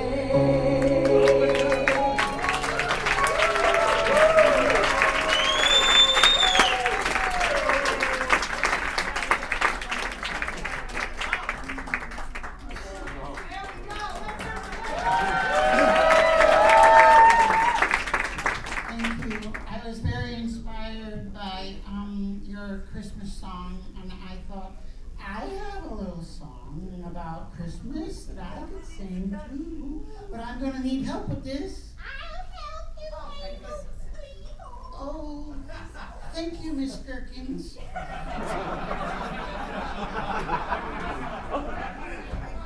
What are they talking about? These things make no sense. This is very easy.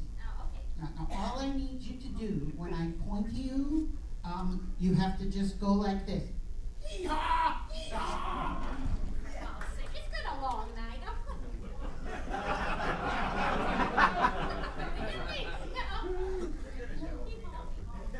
Oh, no, but you gotta sound like a real donkey, like this. Are they hiring at the Animal Kingdom?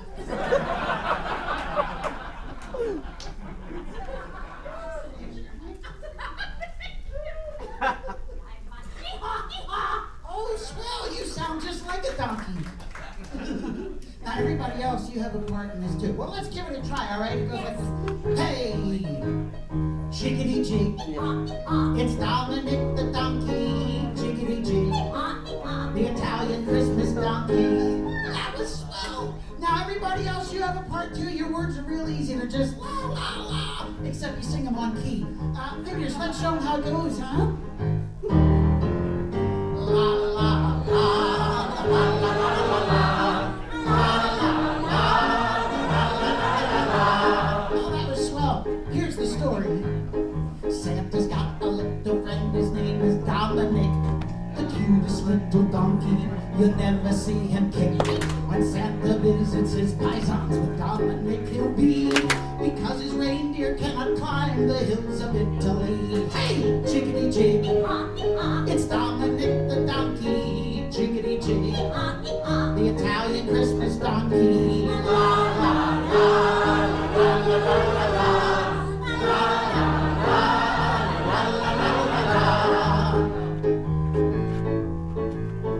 Jingle bells around his feet and presents on his sleigh. Hey, look at the mayor's derby on top of Dominic's head. A pair of shoes for Louis and a dress for Josephine. The label on the inside says it's made in Brooklyn. Hey, jiggity jig, it's Dominic the donkey, jiggity jig, the Italian Christmas donkey. La la la la la la la. Children sing and clap their hands, and Dominic taps his feet. They talk Italian to him, and they feed him lots of treats. Spaghetti, pepperoni, and spumoni he loves best. He eats as much as he wants, and for Santa leaves the rest. Hey, jiggity jig, it's Dominic the donkey, jiggity jig, the Italian Christmas donkey. La la la la la la la. La la la. One more time. La la la la la la la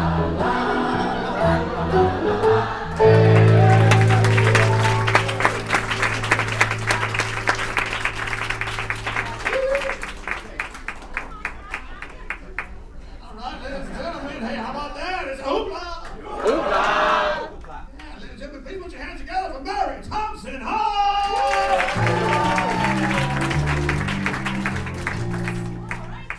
So we're gonna make up another song. Someone give me a title that you want to hear a song about, or that you want to make up a name. Just how about someone at this table? Tank the service dog. Say it again. Tank the service dog. Tank the service dog. You guys are into animals tonight, huh? Well, this is a folk song, and I'm going to teach you the chorus now because we're all going to sing the chorus together of Tank the service dog. And the lyrics are, Tank the service dog, boy he was good. Tank the service dog, like a dog should. All right, so let's all say that together. Tank the service dog, boy that he was good. Tank the service dog, like a dog should. Okay, here we go. Here's the story of Tank.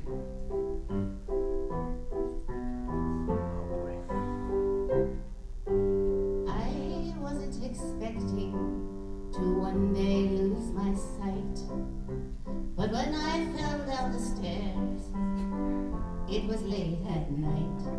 My eyes not see. But the best little thing that could ever happen to me happened. I got Tank, the service dog. Boy, that dog was good. Tank, the service dog, like a dog should. Very good. You even knew the melody better than I did. Well, years went by and I still couldn't see. My lids were closed real tight. It was like they had some glue. Well, alright. But whenever I put my hand down, my dog was there. He was always around and I loved him. He was Tank, the service dog. There we go again. Tank, the service dog. Boy, that dog was good. Tank, the service dog, like a dog should. That's very good, everybody. But then, one day I came home from work, and Tank wasn't there. Even for a blind person who was brave, it was a scare. I opened the door 'cause I knew how to do it, and he didn't come a-running. And I fell over him, for he passed away. I tried giving him CPR, but I was pushing on the wrong end. It's okay, even if he were alive, he would have forgiven me. He was my friend. No matter what I pushed and I tried not to mouth, even though I didn't go up north, I didn't sound like a sound. My dog was gone. He was Tank, the service dog. Boy, that dog was good. Tank, the service dog. Like a dog. One more time. He was Tank, the service dog. My God! That dog was good. I can see! I can see! Like a little dog should. Thank you, Tank.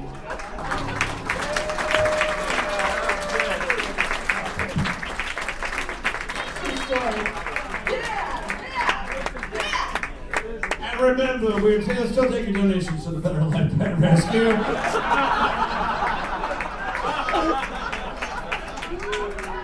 Don't let this happen to you. Huh? What's that? Oh, yes, I'm sorry, of course. Jim, I haven't mentioned what your charity is. Please tell us about your charity. Actors!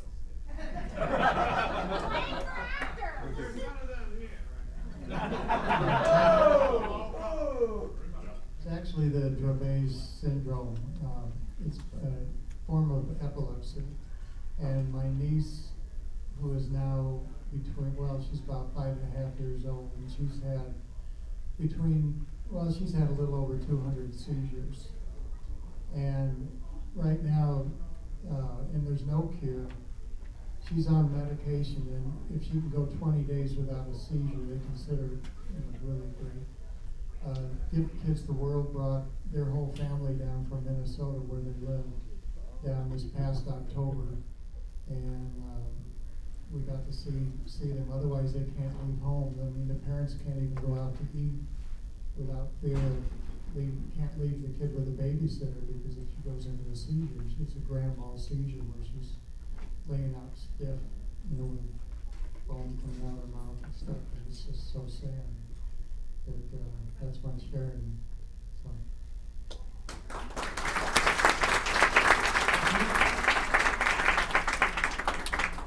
Ladies and gentlemen, let's bring up to the stage Mr. John Connor.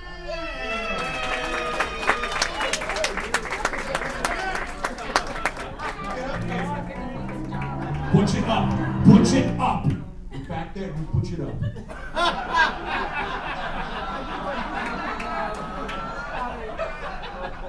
He can't do much. You shut up right now, Ian. Why? That's right. That's right. Thank you.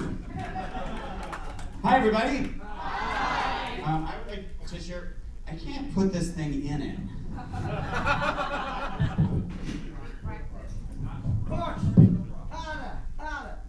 That was as hard as I could do it.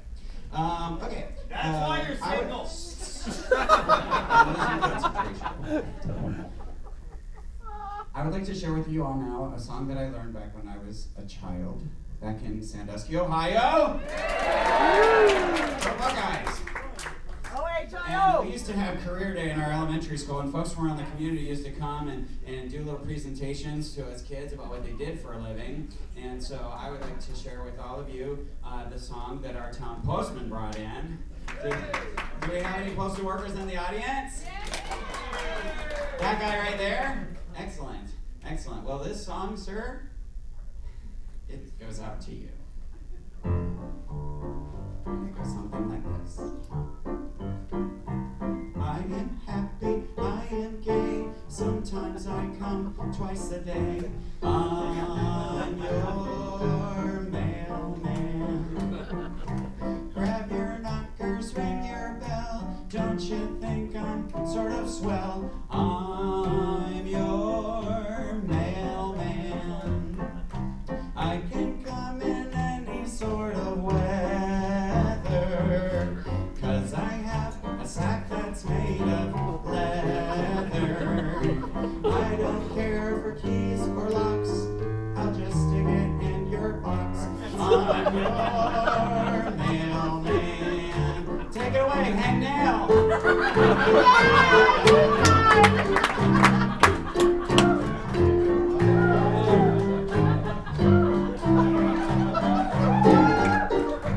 This is really hard to do without tap shoes. Seriously.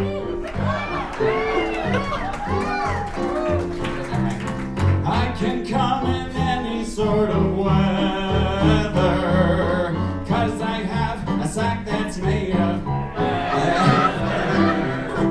I don't care for keys or locks, I'll just stick it in your box. I'm your mailman.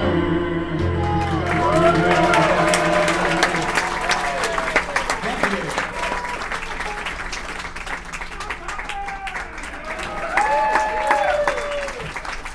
Well, ladies and gentlemen, at this point, we'd like to take a couple of minutes, and I would like to turn the microphone over to the man whom with this evening would not have been possible, the man who put this together with his crew. They did such a fantastic job, but his leadership made sure that this was able to become a reality this evening. Ladies and gentlemen, Mr. Rob Crosscrew.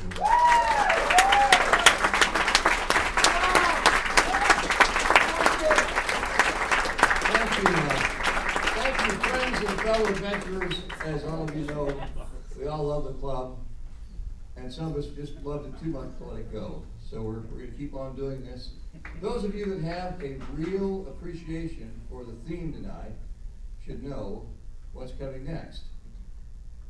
We didn't plumb the deepest oceans, so next year you can probably figure out what the theme will be if you really think about it. There's some thank yous that have to be made at this point, and I'm honored to be here to make them. First of all, I want to thank all the hardworking staff at Holiday Inn that put this on for us. Brenda, and Josue, and Jose, and that includes Billy, our head of security. It includes Azil, all those fellows that put this on. Thank you so much. Great job. You did yesterday. But most importantly, the people that have worked so hard to put this together. I'd like to bring them up front here, at least for a second, if those of you that are available. The board of Adventures in Charity. I want to talk just for a second about what they did. First of all, Emily Murphy, who's coming up here with the drawing. Brand new lucky dog.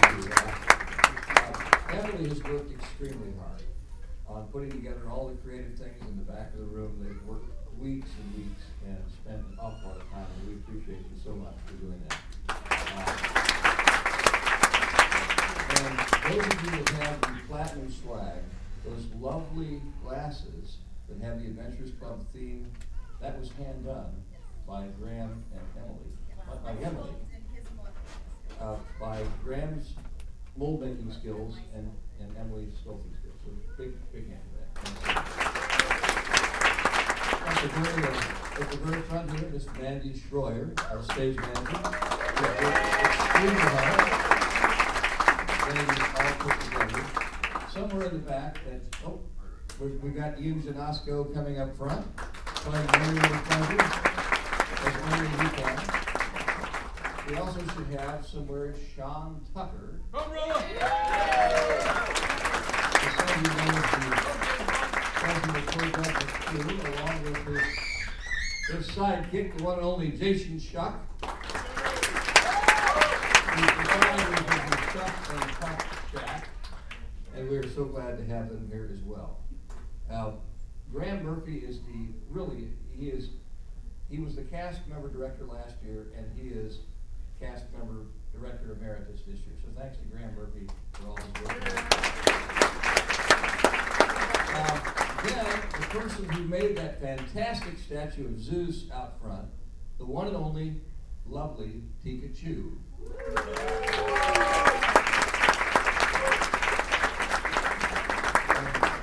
If the actors are right, these lights aren't lighting. Come on up, big hand for Tika.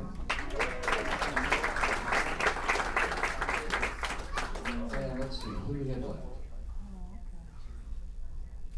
Oh, Jason's not here. All right. Jason's at the bar. So, there is one more person I have to thank, and that's the person who's put up with my foibles all these many years, and lets me keep doing this, and that's my lovely wife, Mindy.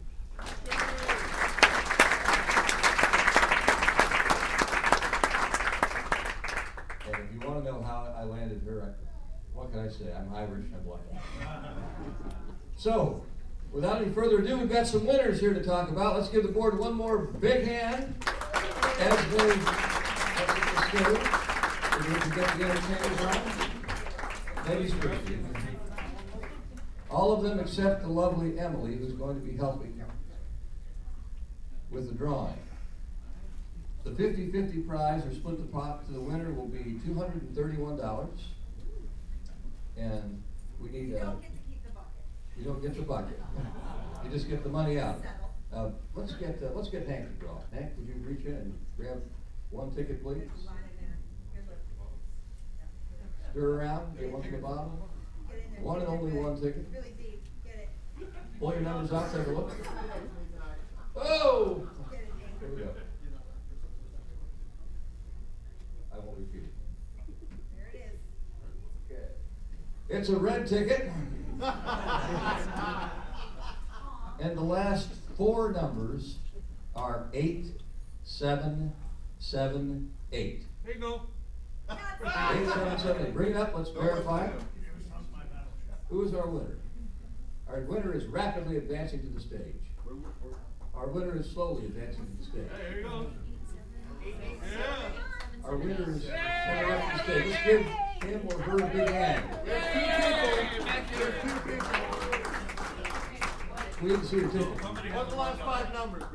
The last five numbers are 7, 8, 7, 7, 8. Yeah. That's right here. Going up, Carolyn. Go get your prize. Let's take the money out. All right, big hands for number one. Oh, here we go. We have our winner racing to the stage with the winning ticket. We have a bingo. Take your money and run, honey. Thank you so much. And now, folks, we have the total from the auction and the 50-50 raised, in addition to everything else, will put us, for this evening, once again over the $10,000 mark. So thank all of you for participating. And now, the three top charities. Number 3 getting an extra 5%. 70% gets split between all 7 charities. And then these top 3 charities, the third one will get an extra 5% of the money, and that will be the Haven of Hope, Central Florida Haven of Hope.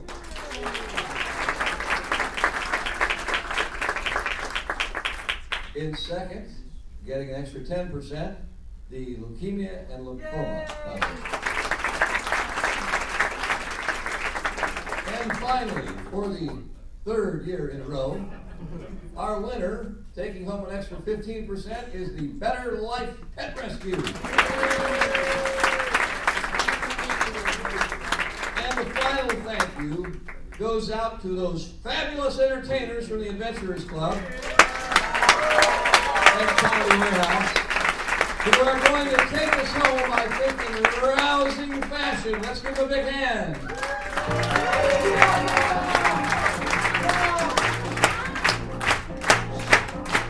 I can't leave this. There's no way I can leave this. I need Sheila up here. There's no way I can do this any justice. I don't care. Dig her up and get her up here. Where's she at? Come on, she. What, she left? Seriously, she left? Are you kidding me? I got 5 minutes of dick jokes. I can do it. All right, another, Megan.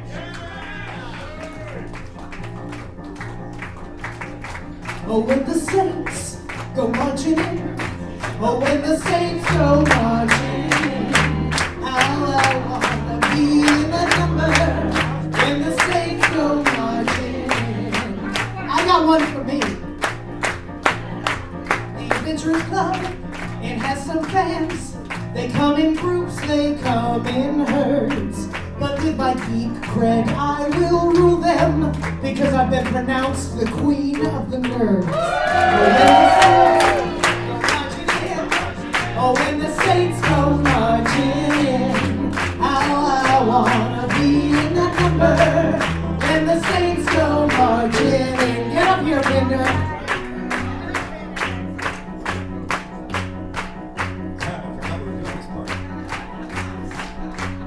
It's been fun.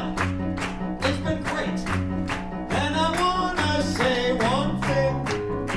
I really love you people, but my phone is starting to ring.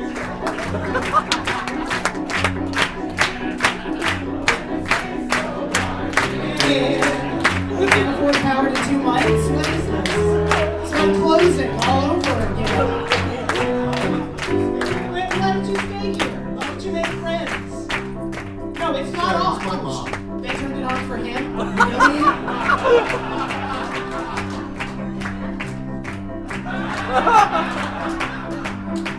I should have been.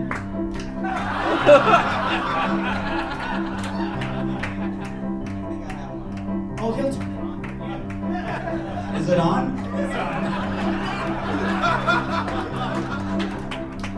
This one's for all of you. All of you, you're sweet as honey. And I'm so glad you came tonight, because we raised so much money for all the charities, and that is right. Marching in, when the Saints go marching in. I wanna be in the number when the Saints go marching in.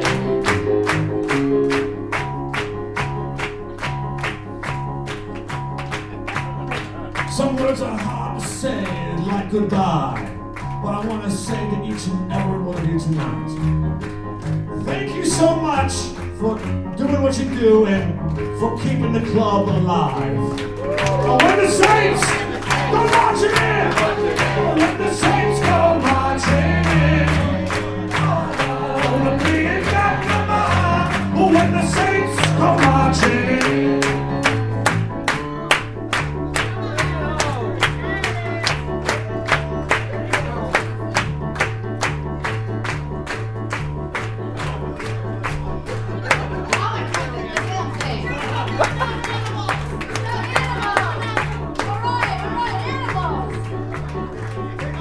Well, the biggest pot of money went to the animals tonight.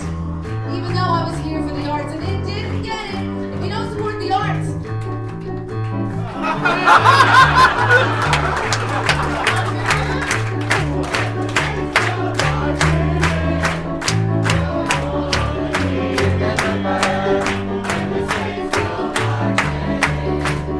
Oh, dear friends, you changed the key fingers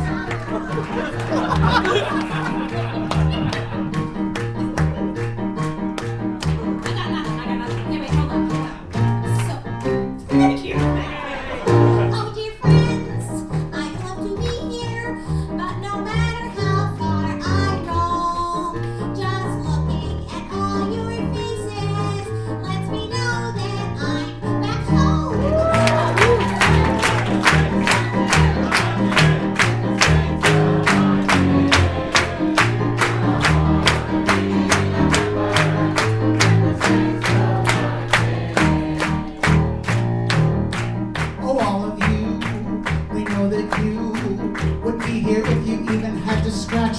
night. But we're really glad that you're here, 'cause we're going on all night.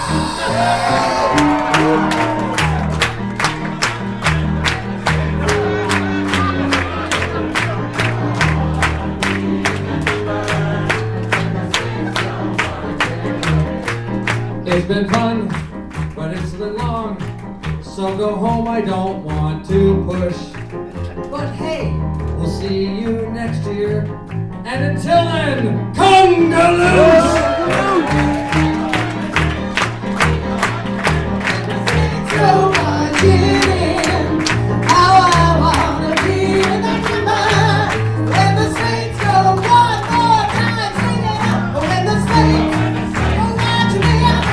Oh, when the saints go marching, how I wanna be in that number.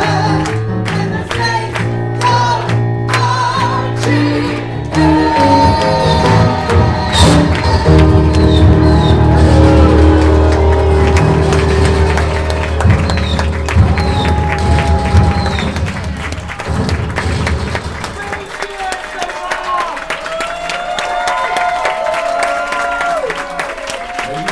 Thanks for joining us here at the Adventurers Club. Please exit through the door at the back of the library. Enjoy the rest of your night here at Pleasure Island and Congaloosh. And that's exactly right. We need everybody to please exit. If you've got VIP passes, you'll be coming back in about 5 minutes. But everyone, right now, please exit the back doors. I do have the auction winners, but if you want to know, if you think you're in the running for it, come see me first. I'll be right out there by the doorway. Everybody, please exit right now. Thank you. All right. Well, I guess I called it a little too early. So we're at 3 hours and 41 minutes, not 4 hours. So my apologies. But yeah, so that was Adventures in Charity in 2015. Again, these shows are a whole lot of fun. I would totally recommend come if you can. And Marie, you had something that you wanted to say?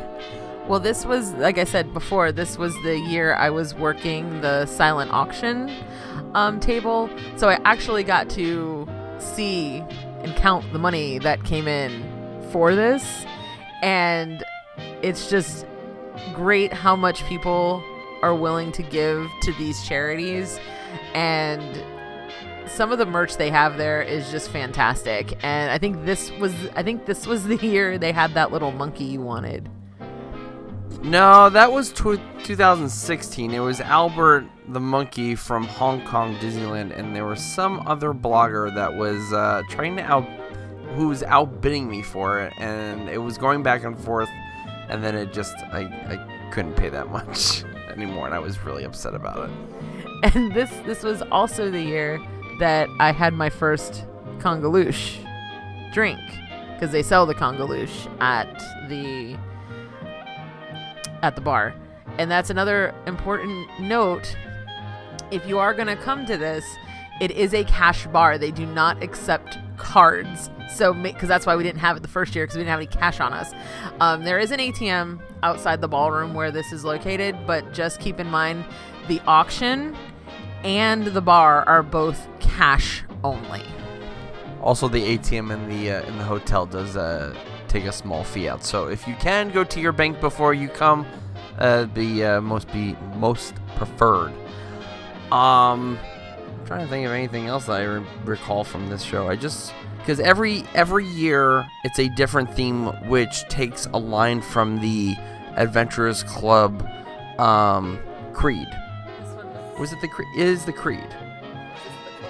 It might have been the cold one where where we ski the polar ice caps. I think this is the year we were skiing the polar ice caps. I think so. Of course, we should be saying this in the beginning, but we're saying it at the end, so whatever. But yeah, so again, these are all really fun events. I get to see some of the wonderful cast members that did the Adventurers Club just be in their natural element. And yeah, it's a whole lot of fun. Who was your favorite character? My favorite character? I really didn't have a favorite character. I mean, they were all my favorites. I mean, the whole club was my favorite. But did you have like one character that you really just loved watching and loved seeing every time you went there, like Hathaway Brown, Penelope Perkins? Did you have one of those that you just like loved seeing over and over again? No, not really. I think all of them had the equal amount of time. I'm being honest with you, I really didn't have a favorite. John Connor was your favorite actor, wasn't he? Yeah, he was always my favorite. Love you, John Connor. Anyway, on next week's show, as we are continuing our wonderful marathon, we're going to be going to Adventures in Charity 2017. 16. Hey! Wait. We're on 15. Oh my gosh. Hey, fake out. We're going to be doing 2016. Wow. Can you tell I'm It's tired? 11:15 at night, and we just came back from seeing his father in Clearwater. Can you tell I'm tired? We'll be doing 2016. So, tune in next week for that. Do we have anything else that we gotta clear up? Oh, that's right. We gotta do our outro. Yeah, of course, you can visit us at cfses.com where you can email the show. You can follow us on Twitter at CentralFLSAS, and you can like us on Facebook and subscribe to us on YouTube. Obviously, since I've already kind of told our lovely listeners what's coming on next week, I think that pretty much covers it. So, again, Anne-Marie, say goodbye. Congaloosh, Anne-Marie. And so long and have a magical week, everybody. Ohana means family. Family means nobody Gets left behind. or forgotten.